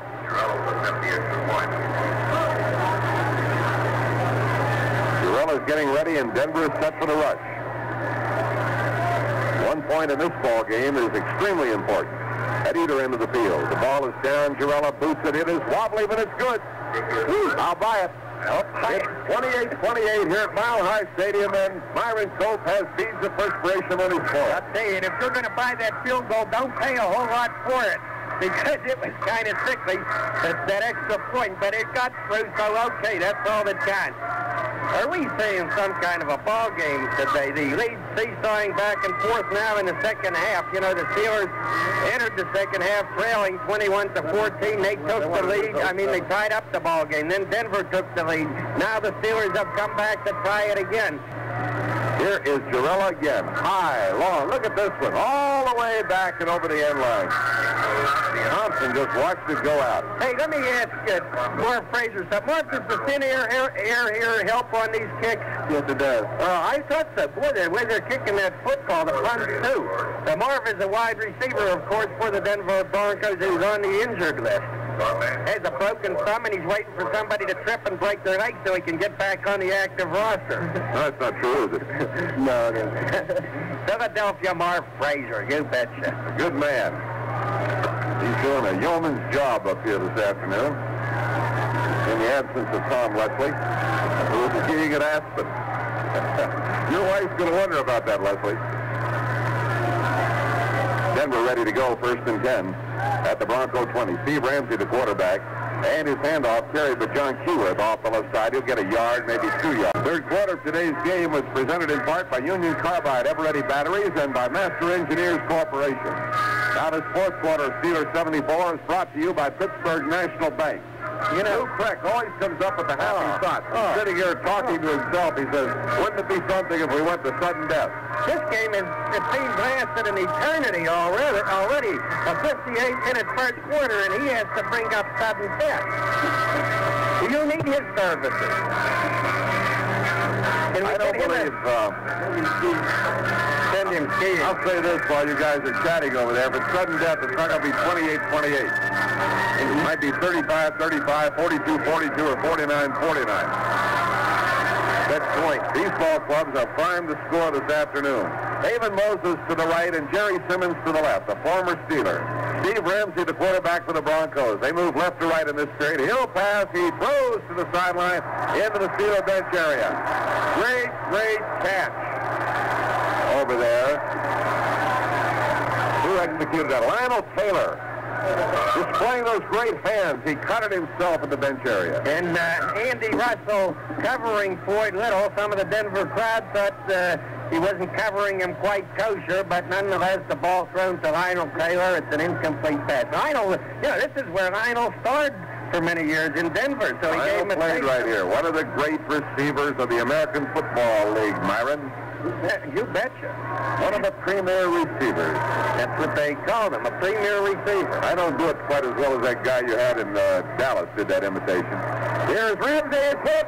And he gets rid of the football. It's intercepted. Holy smoke. Who did it? It was Mark Kellum in the ball game. Maybe Russell. You got the wrong guy. Kellum intercepted. Russell hit him. I bet you had 34 and 54 mixed up. Russell went through there like a bullet on the blitz. Hit the quarterback midsection as he released the football. Here it is. And into the arms of Kellum, who was diving at the 16-yard line. Now that is a big play. So great defensive plays on the rush have now resulted in 2 Steeler interceptions.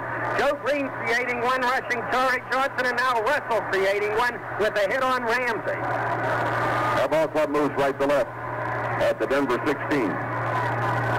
Wide set. Hand off. New running back, Preston Pearson. Slants to the left side. He's inside the 10 and down to the 6-yard line. So Kellum had slipped into that ball game, and we had not noticed him.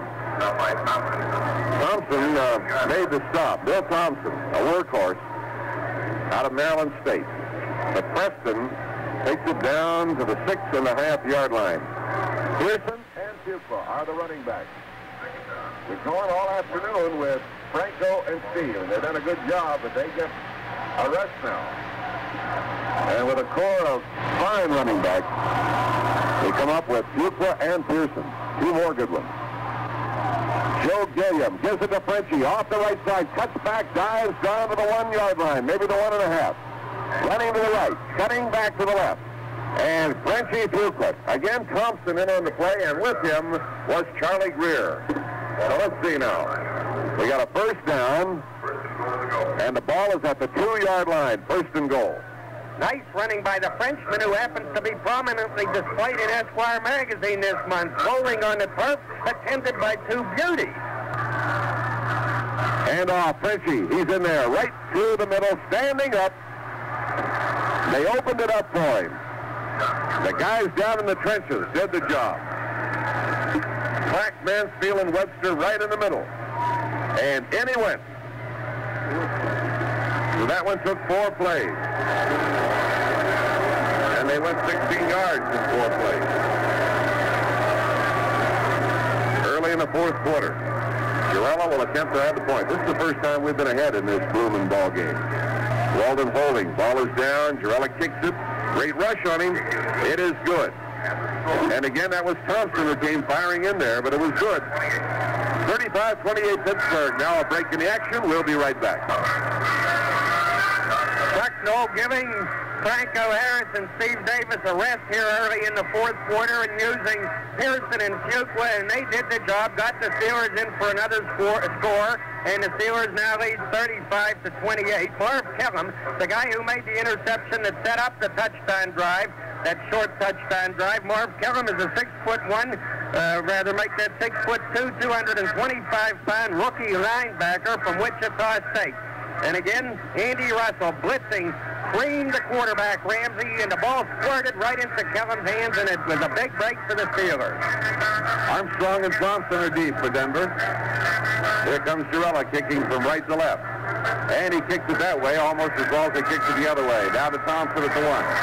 Here he comes reverse, bumps into Armstrong. Armstrong's behind the 5. They're after him. He picks up a block. They get him at the 11. Thompson tried to reverse the ball to Armstrong. He did reverse it, actually, but they ran into each other. Armstrong got behind the 5, slipped, and went down on one knee, got up, and was snapped at the 11 by Donnie Shell. So the Broncos on that attempted reverse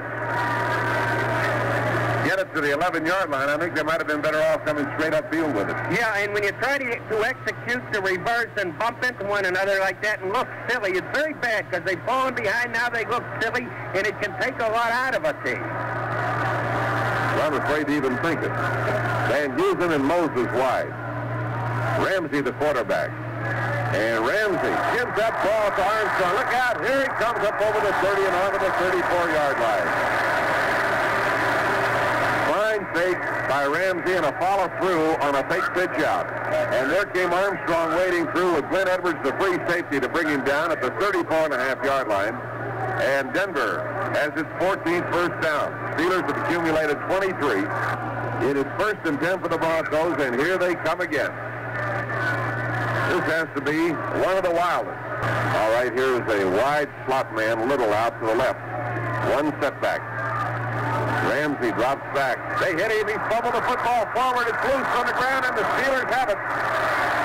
Steelers have it. It bounced around as he was hit. Lou, tell me who got him on the initial hit, and we'll watch here. Ernie Holmes got the hit, and L.C. Greenwood recovered the fumble at the 32-yard line. And this defense, once again, has been something else. It has turned the ball game around. Oh, holy cow. Fats Holmes hit Ramsey amidship. Crush. Bam. Sock. It was sickening. Especially to Ramsey, who gave up the football. L.C. recovering. The Steelers now have a chance to fatten their lead up. They have a first down at the Broncos' 32-yard line. That Steeler defense is doing a job. Williams drops back short. Fires quickly. Lewis on the run. Takes it on the slant at the 23 and goes down at the 20-yard line. Johnny Rouser nailed him. Frank Lewis came off that flank very fast. Slanting in. And took the sharply thrown ball. Gilliam took just 2 steps back. Fired sharply to Lewis. And they advance it down to the 20-yard line. And the Steelers have picked up a first down. That is their 24th. Joe Gilliam has thrown 34 passes, completed 22 on the afternoon. And if you throw in about 5 or 6 that should have been completed that were dropped, holy cow, would he have some figure. Gilliam reminds me of the man who came to dinner. I don't think he wants to give up this job. Here he is firing complete to Randy Grossman at the 10. Grossman fights his way laterally to the 7-yard line. Brought down by Thompson, and the flag is down. Penalty marker is down, holding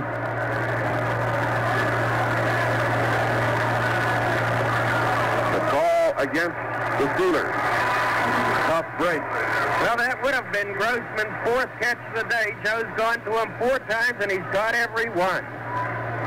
Randy did not think he played a good game last week, though he had some nice catches. He thought his blocking was bad. So we'll have to check with him after today's game and see what he thought, because, you know, if he can do a job blocking, he is some kind of weapon, because he can sure get loose and hold the ball. 10 yards back to the 30-yard line on the holding call. First down and 20. Meantime, the clock is stopped at 10:38 to play. Steelers leading 35-28. First time in the ball game that they've had the lead when they went ahead this time. William has them in the eye. Now they shift Preston Pearson off the top of the eye to the right side. Lewis to the right. Stallworth to the left. And Gilliam looks out to the right. Holds on to it. Now fires on the delay. And Lewis tries a leaping catch. But it was too high inside the 10 around the 8-yard line at the sideline. He was covered by Charlie Greer. Lewis made a great effort to get up there, but it was just a little too high. Incomplete pass. And here they come on now with Mike Simone.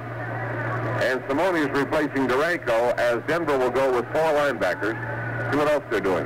They're bringing on Ed Smith in place of Barney Chavis. 2nd and 20 at the 30. You notice that Johnny Riser still plays with his shirt tail out, just like you did in Pittsburgh. Mike Sandusky, a guard, used to play with his shirt tail out. Remember the little hot water boiler guard for the Steelers? Looks sloppy. Gives you a little more liberated feeling. William fires under pressure, complete to Grossman at the 13. Wrestle around at the 14, and they tie into Randy Grossman. Grossman, the tight end, makes the catch, and Tom Jackson, the initial contact. And they will spot it at the 13-yard line. Bill Thompson came over to help out. It took a crowd. Now I think they have it at the 14. That's where they finally put it down. 3rd down and 3 yards to go. That will be number 36 for Gilliam with 23 of them completed. Tight end Randy Randy Grossman's fourth catch officially in the afternoon. Yeah, his dad, Joe, flew in for the game today. Hasn't missed a game yet anywhere, exhibitions or anything. All right, we have Lewis to the right, then Stallworth to the left. William in the pocket now has to run out there after they get him. First time. Good pursuit by Mike Simone. And they got Joe back at the 26-yard line. In the meantime, the penalty marker is down. And we're applauding. William is applauding. So apparently something's pending against Denver, and this could nullify the sack. Defensive holding against the Broncos. It is 5-yard penalty and a first down. Where's that put the football? At the 21-yard line. So that's from the spot of the foul. Lighting the brakes now, going the Steelers' way. I don't understand that. I lost something there. Grossman was where? Down at the 14.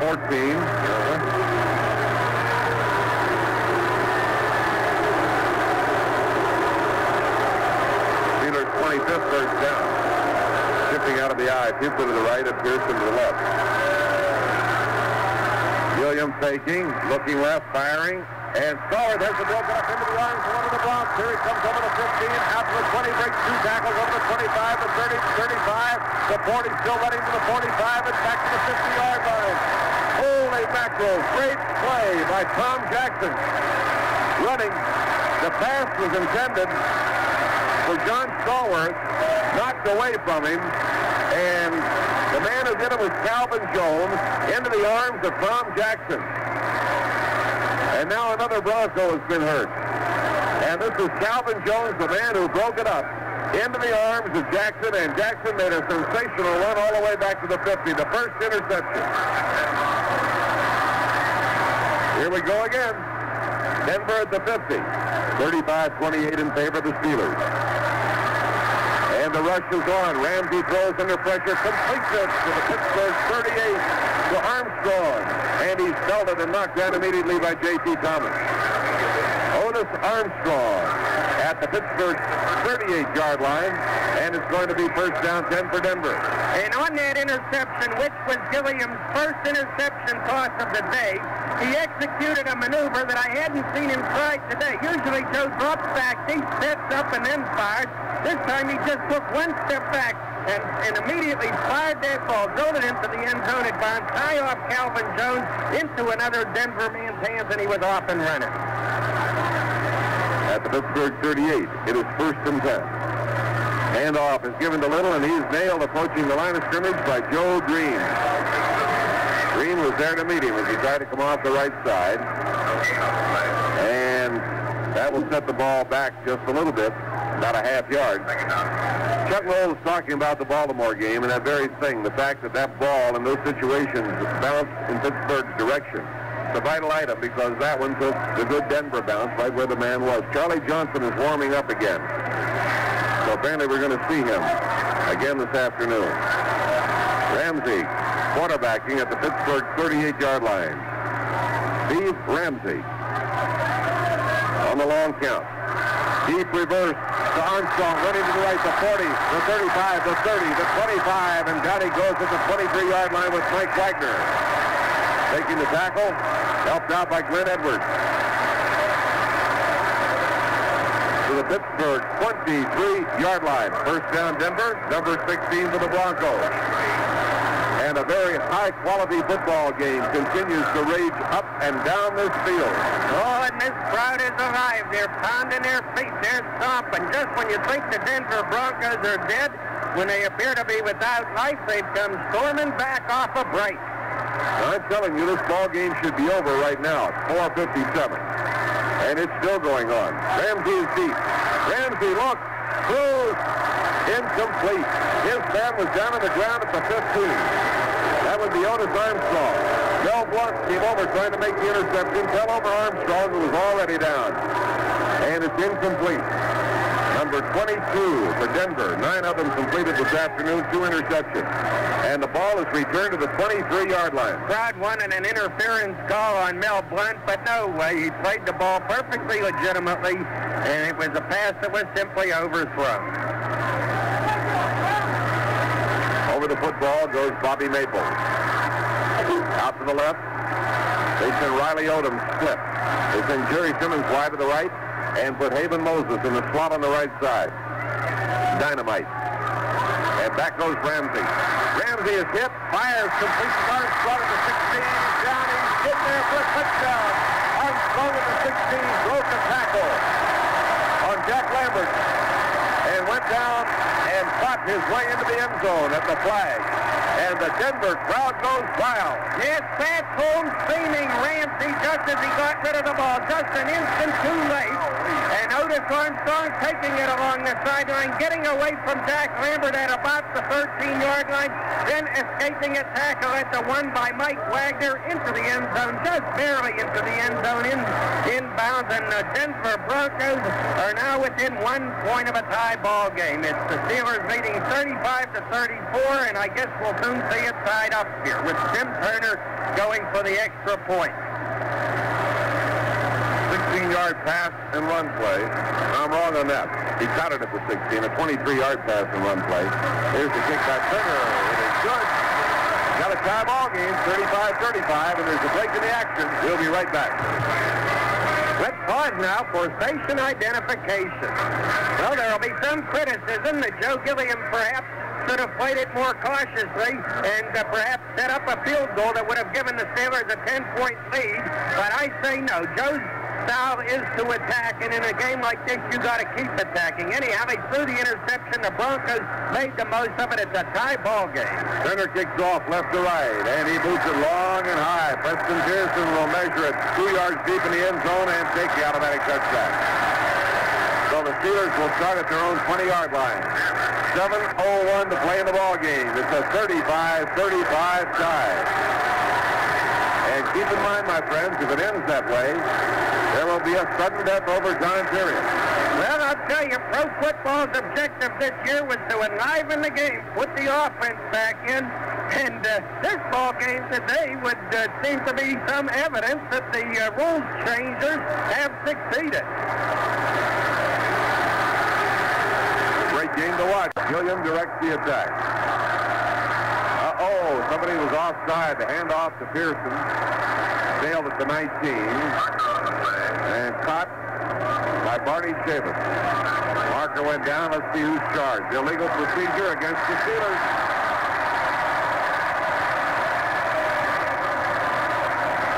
So the option is with Denver.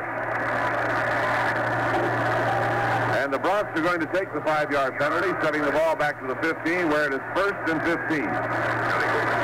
That's a sign that you have a great deal of respect for your own defense. Yep, and, this is the kind of trouble the Steelers were in throughout the first half.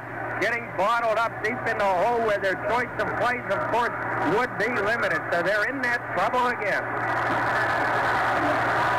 All right, Gilliam. At his own 15. Drops back. Throws to Franco at the 22, and down he goes. Franco leaps, pulls it in, hit by Ray May, and is upended at the 22, a 7-yard gain. That will be Gilliam's 38th pass of the afternoon, with 24 of them completed. 1 interception. On a ball batted away by the defender into the arms of another Bronco. 2nd down, 7.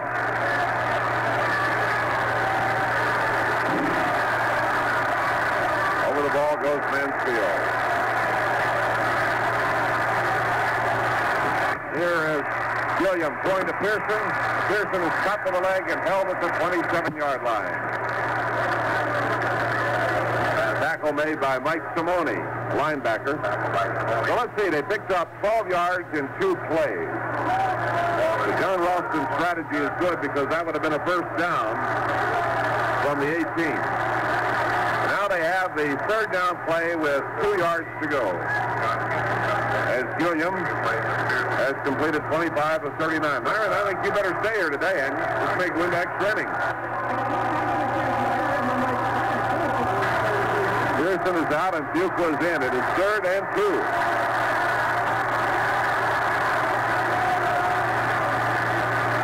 Gilliam drops back. Gilliam throws. Randy Grossman takes it at the 31-yard line, and he has a first down. He's immediately belted and knocked down by Johnny Rouser, the cornerback on that side. Steelers have picked up their 26th first down, and Gilliam has now completed 26 of 40 passes. What was billed as an aerial show has been just that.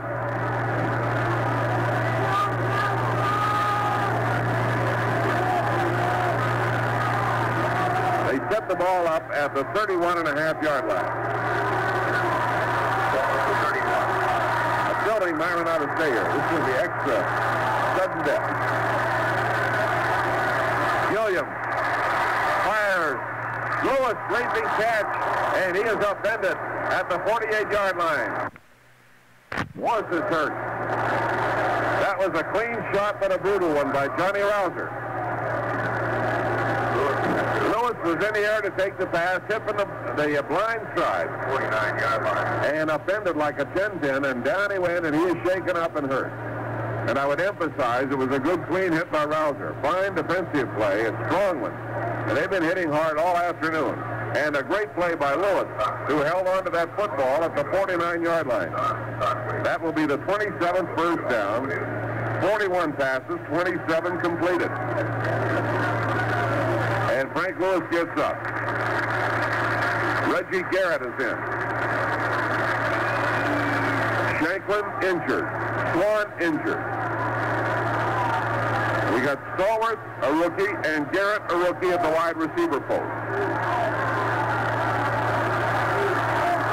Marv, before this ends, we might need you out there. Might execute a trade today.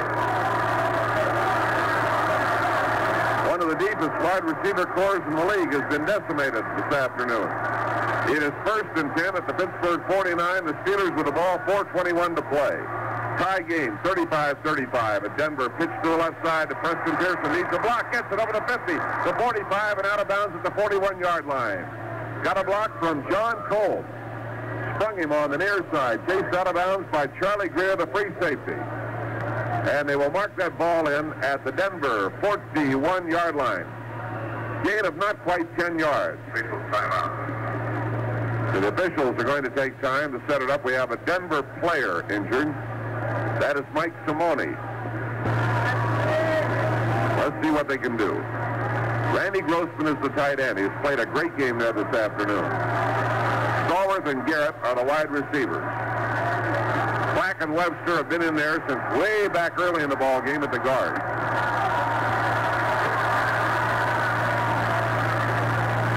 And here's the fake by Gilliam. A fumble. The ball is loose, and the Steelers recover it. Wow.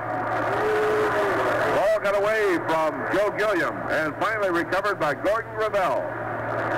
But nobody else could hold on to it. Gordy nailed it back at the 48-yard line.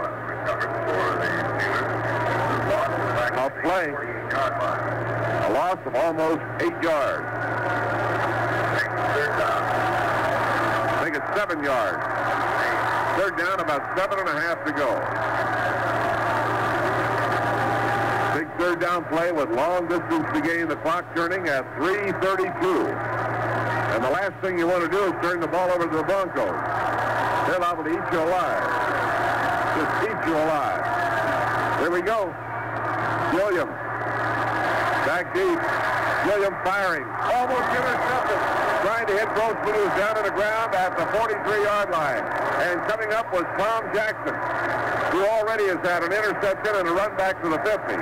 Jackson could not hold it. He broke it up. Listen to this crowd.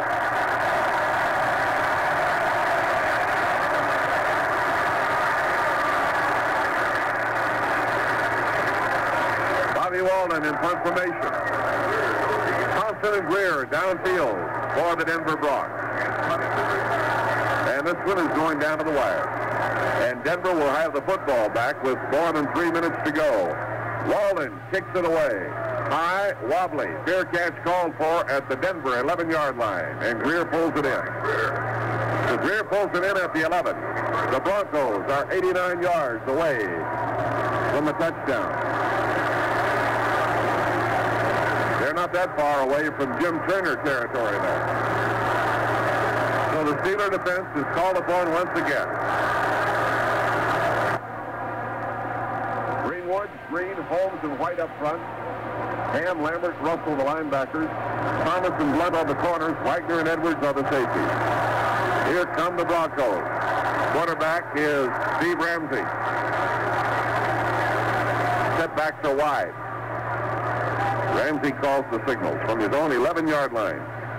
And Ramsey gives the handoff to Floyd Little, running to the right, and he gets into trouble. He'll get about a yard. Blocker got in the way. The tight end, Riley Odom, got wrapped up in the play, and Jack Ham was in on the stop. And they're going to mark the ball at the 13-yard line, so give him a 2-yard. I think I've been 5 yards off, and I will ask your pardon for that. We were at the 6. They're at the far end of the field from us, so they were at the 6, and they picked up 2 to the 8. I had them at the 11.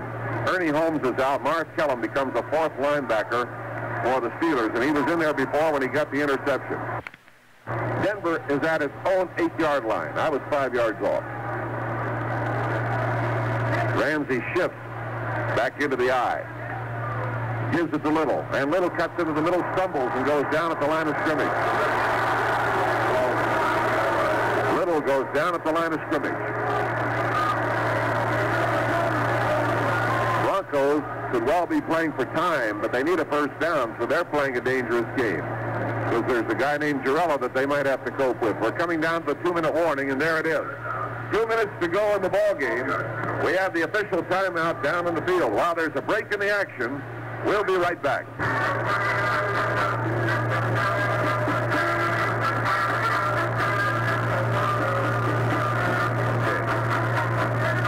Clock shows 2 minutes to play in the ball game.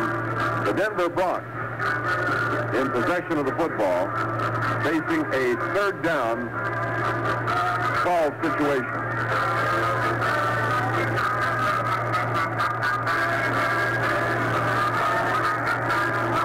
So they were at the 11. How did they get back to the 6? This game is enough to boggle anybody's mind. Ramsey steps in to call the signal. Ball at the 9-yard line now. 3rd and 12. And he gives it off to Armstrong, wading through people over the left side, and he's out to the 13-yard line. Steelers hold tight. Morris Kellum. Jack Ham. White. Give Ham the tackle. And it is 4th down now as they set the ball at the 12-yard line.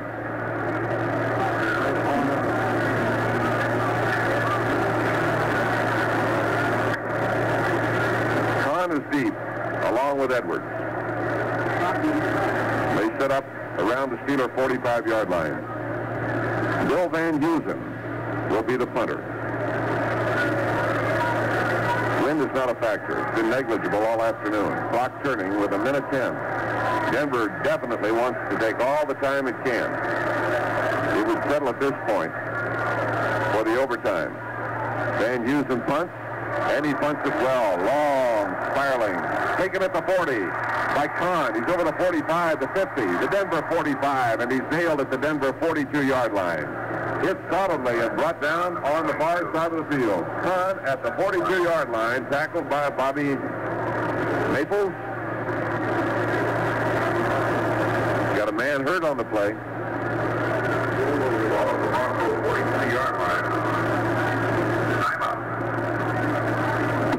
So we'll put the glasses. I think it's Maples. It's Bobby Maples. So Maples made the stop.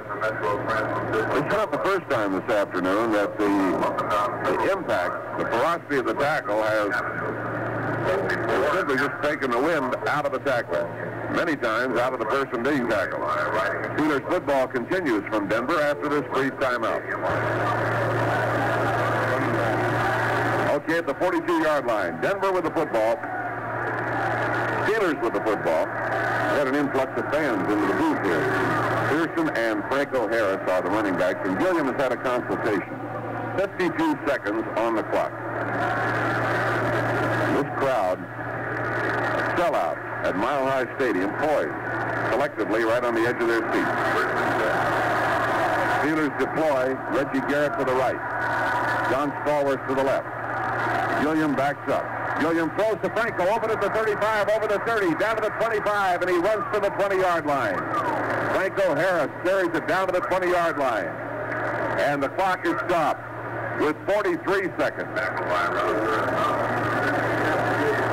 Franco Harris coming into the open right in the middle of the Denver defense. So Pittsburgh calls timeout. That is the 28th first down. Gilliam has now thrown 43 times, completing 28. Remember, next Sunday afternoon, we do it all over again at Three Rivers. 4 o'clock start. Steelers and the Oakland Raiders. This will be the first meeting between these two clubs since Oakland knocked our team out of the playoffs last year at Oakland.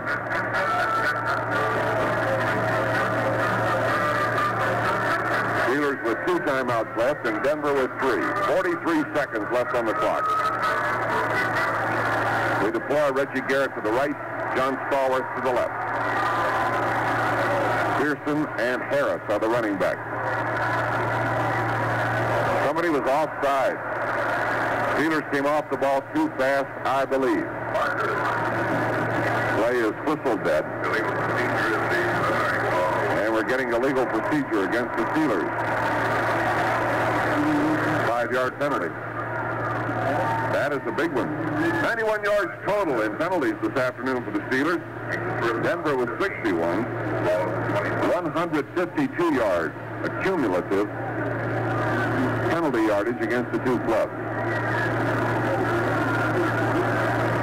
42 seconds to go. Steelers come out of the huddle again.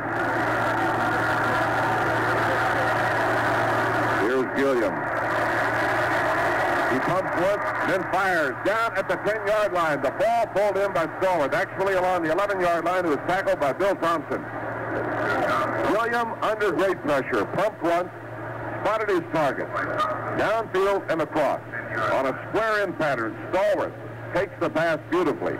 And Thompson was right on him, and they will spot the ball at the 10-yard line. Steelers take time. They do not have the first down. So that is the 44th pass he has thrown, 29 of them completed. Clock shows 33 seconds to play. The Steelers with 1 more time out. Just to go.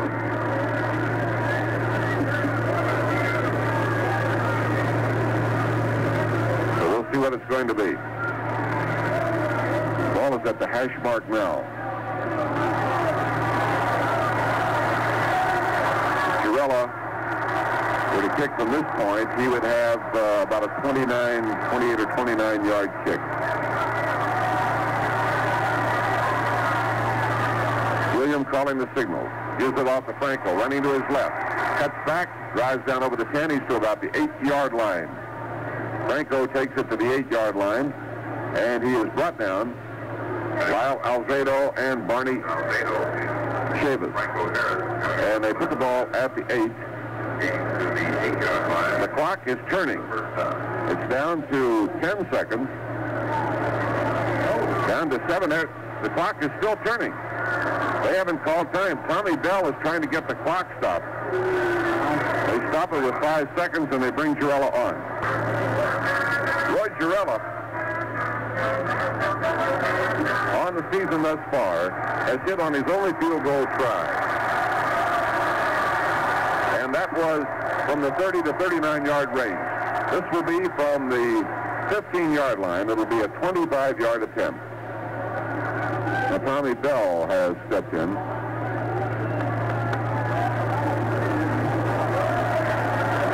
The holder is Bobby Walden at the 15. A 25-yard shot for Roy Girella. Denver digs in for the rush. Snap of the football, it is down. Girella kicks it in his block. All the Steelers have won the toss at the beginning of the sudden death overtime period. will receive. But keep in mind, the first team to score wins the ball game. If no one scores at the end of 15 minutes of play, then it will remain a tie. Turner will kick off. We have Pearson and Davis deep. And Turner kicks the air out of the football all the way off the field.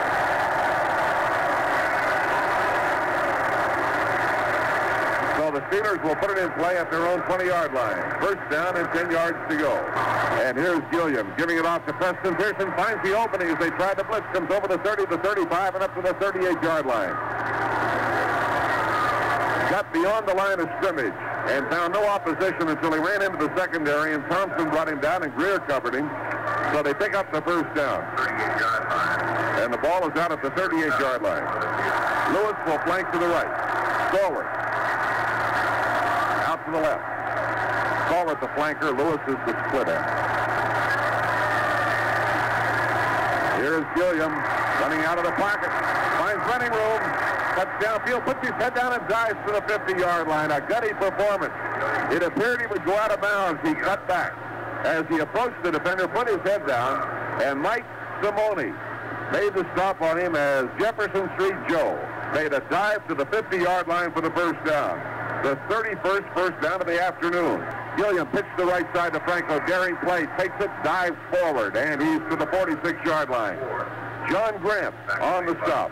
Franco Harris takes the quick pitch to the right side from Gilliam. He's down to the Denver 46-yard line. 4-yard pickup on the play. Second down and 6.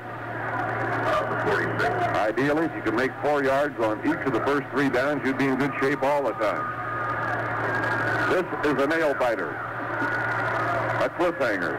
You name it, anything you want. Nobody has left this stadium. Gunfold, Black, Mansfield, Webster, and Gravel in the interior line. Here is Gilliam under pressure, throwing to Stallworth at the 40-yard line. He is hit in the air. Just over the 40, and that is important because that's going to make the first down. He was hit and stopped by Calvin Jones. Now the crowd is booing, but that is exactly where he was hit. He crossed maybe by a foot. Went into the air, and Jones came up and racked him. And they have now moved the ball to almost the 39-yard line. That is their 32nd first down. The 46th pass, 30 of them completed. That means he's hitting almost at 66%. Gilliam back to throw again.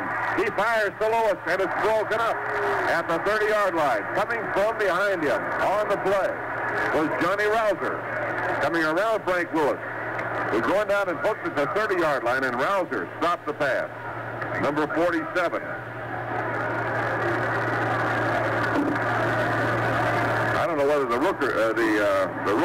record book. I don't know whether I'll make it out of this one this afternoon. Wow. Whether it shows what the team record for number of passes might be.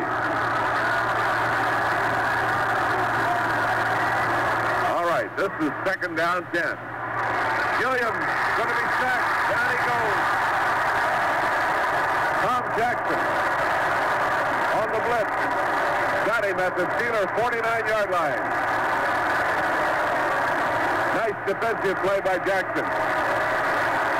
Now that's the first time officially that he has been sacked. He was sacked earlier in the afternoon, but the play was nullified by a defensive holding call against Denver. So Joe goes down on the sack. The most passes attempted by a Steeler team, 32. Back in 1955, make that 52 against the Chicago Cardinals in 1958. And now they've thrown 47. Reggie Garrett replaces Frank Lewis. Garrett steps up to the right as the flanker. Stallworth splits left. Gilliam drops back. Gilliam has time. Gilliam throws long. It's intercepted. Kicked off on the far side of the field. And immediately Johnny Rouser is knocked out of bounds. Rouser intercepts. And Randy Grossman knocks him out of bounds. Now the Broncos have the ball at their own 42-yard line. And the Steeler defense comes back to answer the challenge. And Andy Russell locking it up with the defense. 9 minutes and 15 seconds to go. The Steelers kept the football 5 minutes and 45 seconds. And now it belongs to Denver. Here come the Broncos now at their own 42-yard line. The quarterback, Steve Ramsey, is the man in the slot on the right side. Ramsey is back and looking. They're after him. Screen pass to the left side. Otis Armstrong has the football. And he's up and out of bounds near the 50-yard line. Chased down on the far side of the field by Jack Lambert. As the screen didn't form. All right, we've got Steve Burnett, 3-year man from Rhode Island, a defensive left end. And he's playing head-to-head with Riley Odom. And here they come at him. Ripping right through there and down over the 45 to the 43-yard line was Otis Armstrong. Lambert and Wagner made the stop. And so they go right for the spot vacated by the injury to L.C. Greenwood, and they have it at the Steeler 44. First down, and that is Denver's 18th of the afternoon.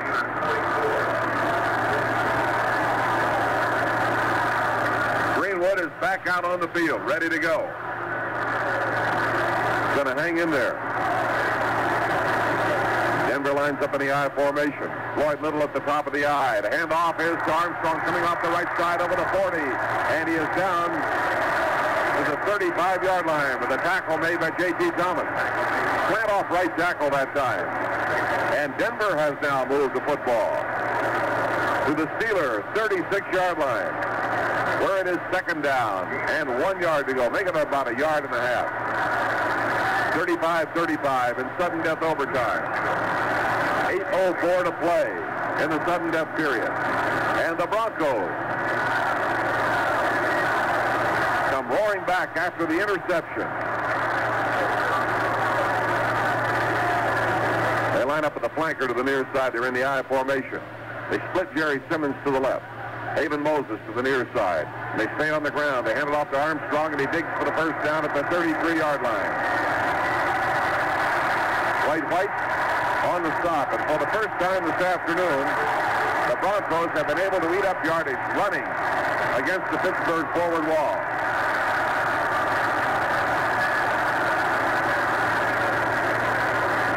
Back on the field comes Bill Van Heusen, replacing Jerry Simmons.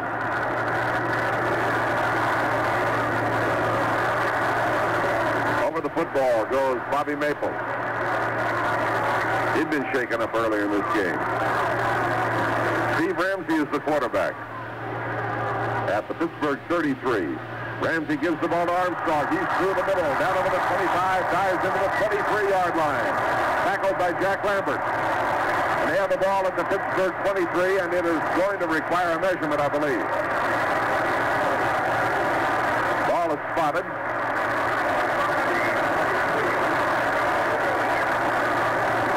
They have determined that they do not have the first down at the 23.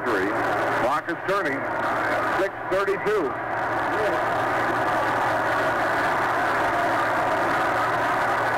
Referee just gave the signal to start the clock. I don't think anybody had stopped it. Here's the handoff taken by Armstrong. Fights his way off the left side, and he goes to the 21-yard line. The 21-yard line. First down, Denver. 20. First down. Andy Russell on the tackle. Ball is marked almost back at the 22. And Denver is definitely in Turner territory. No question about it. 35-35 ball game. Sudden death period. The game has now progressed through over 3.5 hours of play. Steve Ramsey calling the signals. Here's Ramsey giving the ball to Floyd Little, running to the left, trying to turn the corner, puts his head down, and he's stopped along the 20-yard line. Andy Russell got to him. Helped out on the play by Jack Lambert, the middle linebacker. And he'll pick up a couple of yards to the 20-yard line.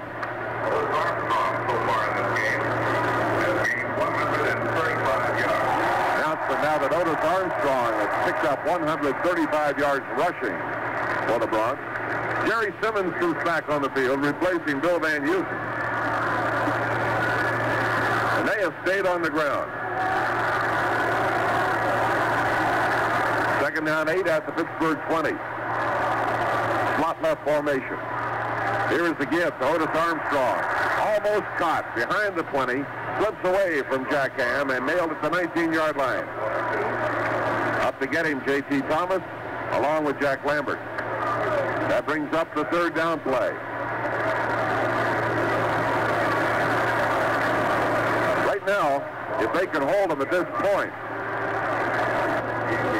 they would be kicking from about 37-yard range on the field goal. Not a tough job for Turner.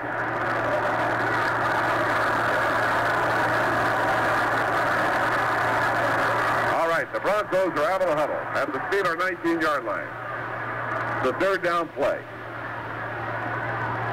Ramsey's going to pass. No, deep handoff. Otis Armstrong coming around it. He is nailed back at the 24-yard line. Otis Armstrong coming around.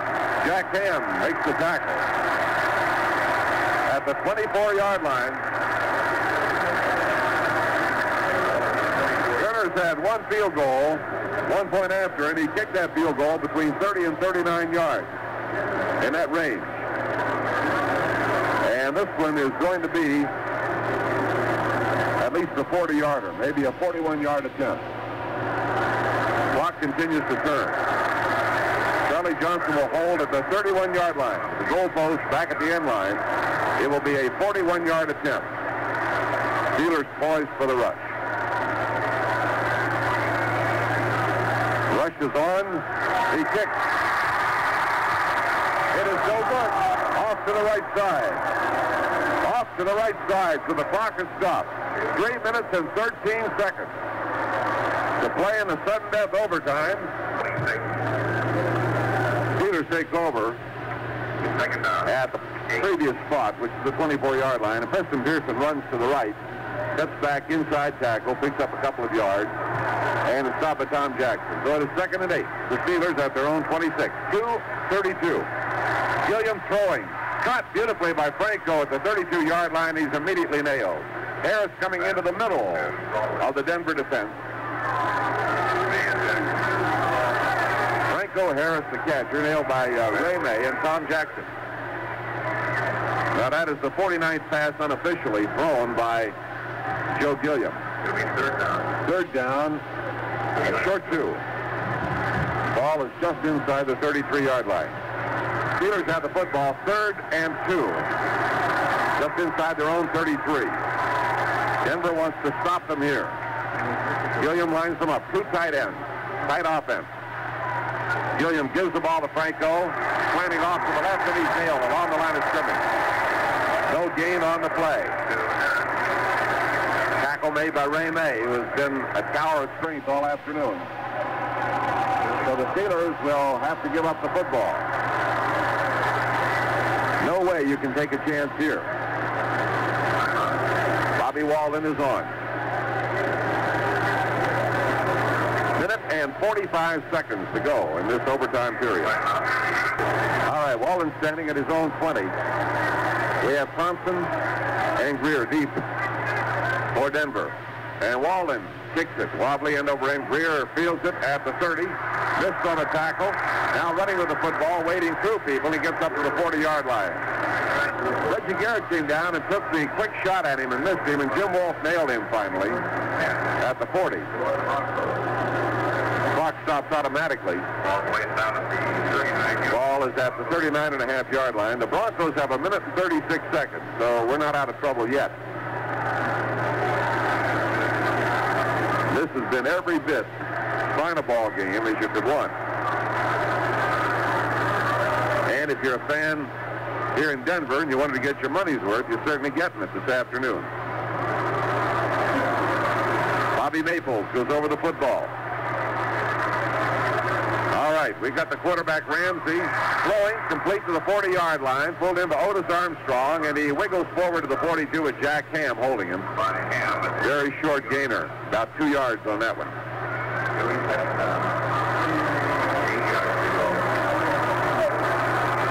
24th pass. 11 completed. Gilliam has either 49 or 50 passes on the afternoon. Here's the shot to the 45-yard line on the pass intended for Floyd Little. Broken up by Andy Russell. Russell reaching around Floyd Little to break it up. White is injured. He's okay, getting up slowly as they put the rush. What they would like to do would be to get to Ramsey and promote a fumble. And their strategy has to be geared to two things: containing Denver at this point with 1 minute 9 seconds remaining, and also never giving up on the idea of getting that football back. You're playing for two items. You want to keep from losing it. You'd like to get it back and get a win out of it rather than settle for the tie. Here's Ramsey going back. Rushes on. He's got time. Firing long downfield. Almost intercepted. Down at the 30-yard line, intended for Jerry Simmons. Mike Wagner went as high as he could in the air as the pass was overthrown. He could not reach it. And it fell incomplete. That brings up a 4th down play, and now Denver will have to give up the football. Steelers have 2 timeouts remaining. Clock is stopped on the incomplete pass. So Pittsburgh will get another shot at them.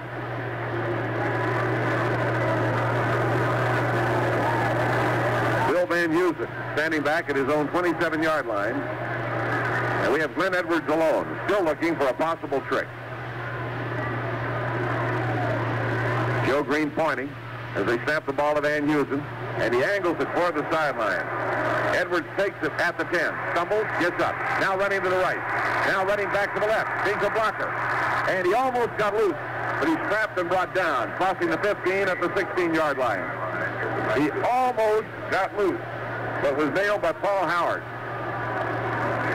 And he was wiggling and looking for an opening. And he's at the 16-yard line, 50 seconds remaining. Clock stopped automatically. Ball at the Pittsburgh 16. The Steelers 84 yards away from pay dirt. First down 10 in the sudden death period. Joe Gilliam looks at a 3-man rush. They got 4 linebackers in there. Gilliam back deep.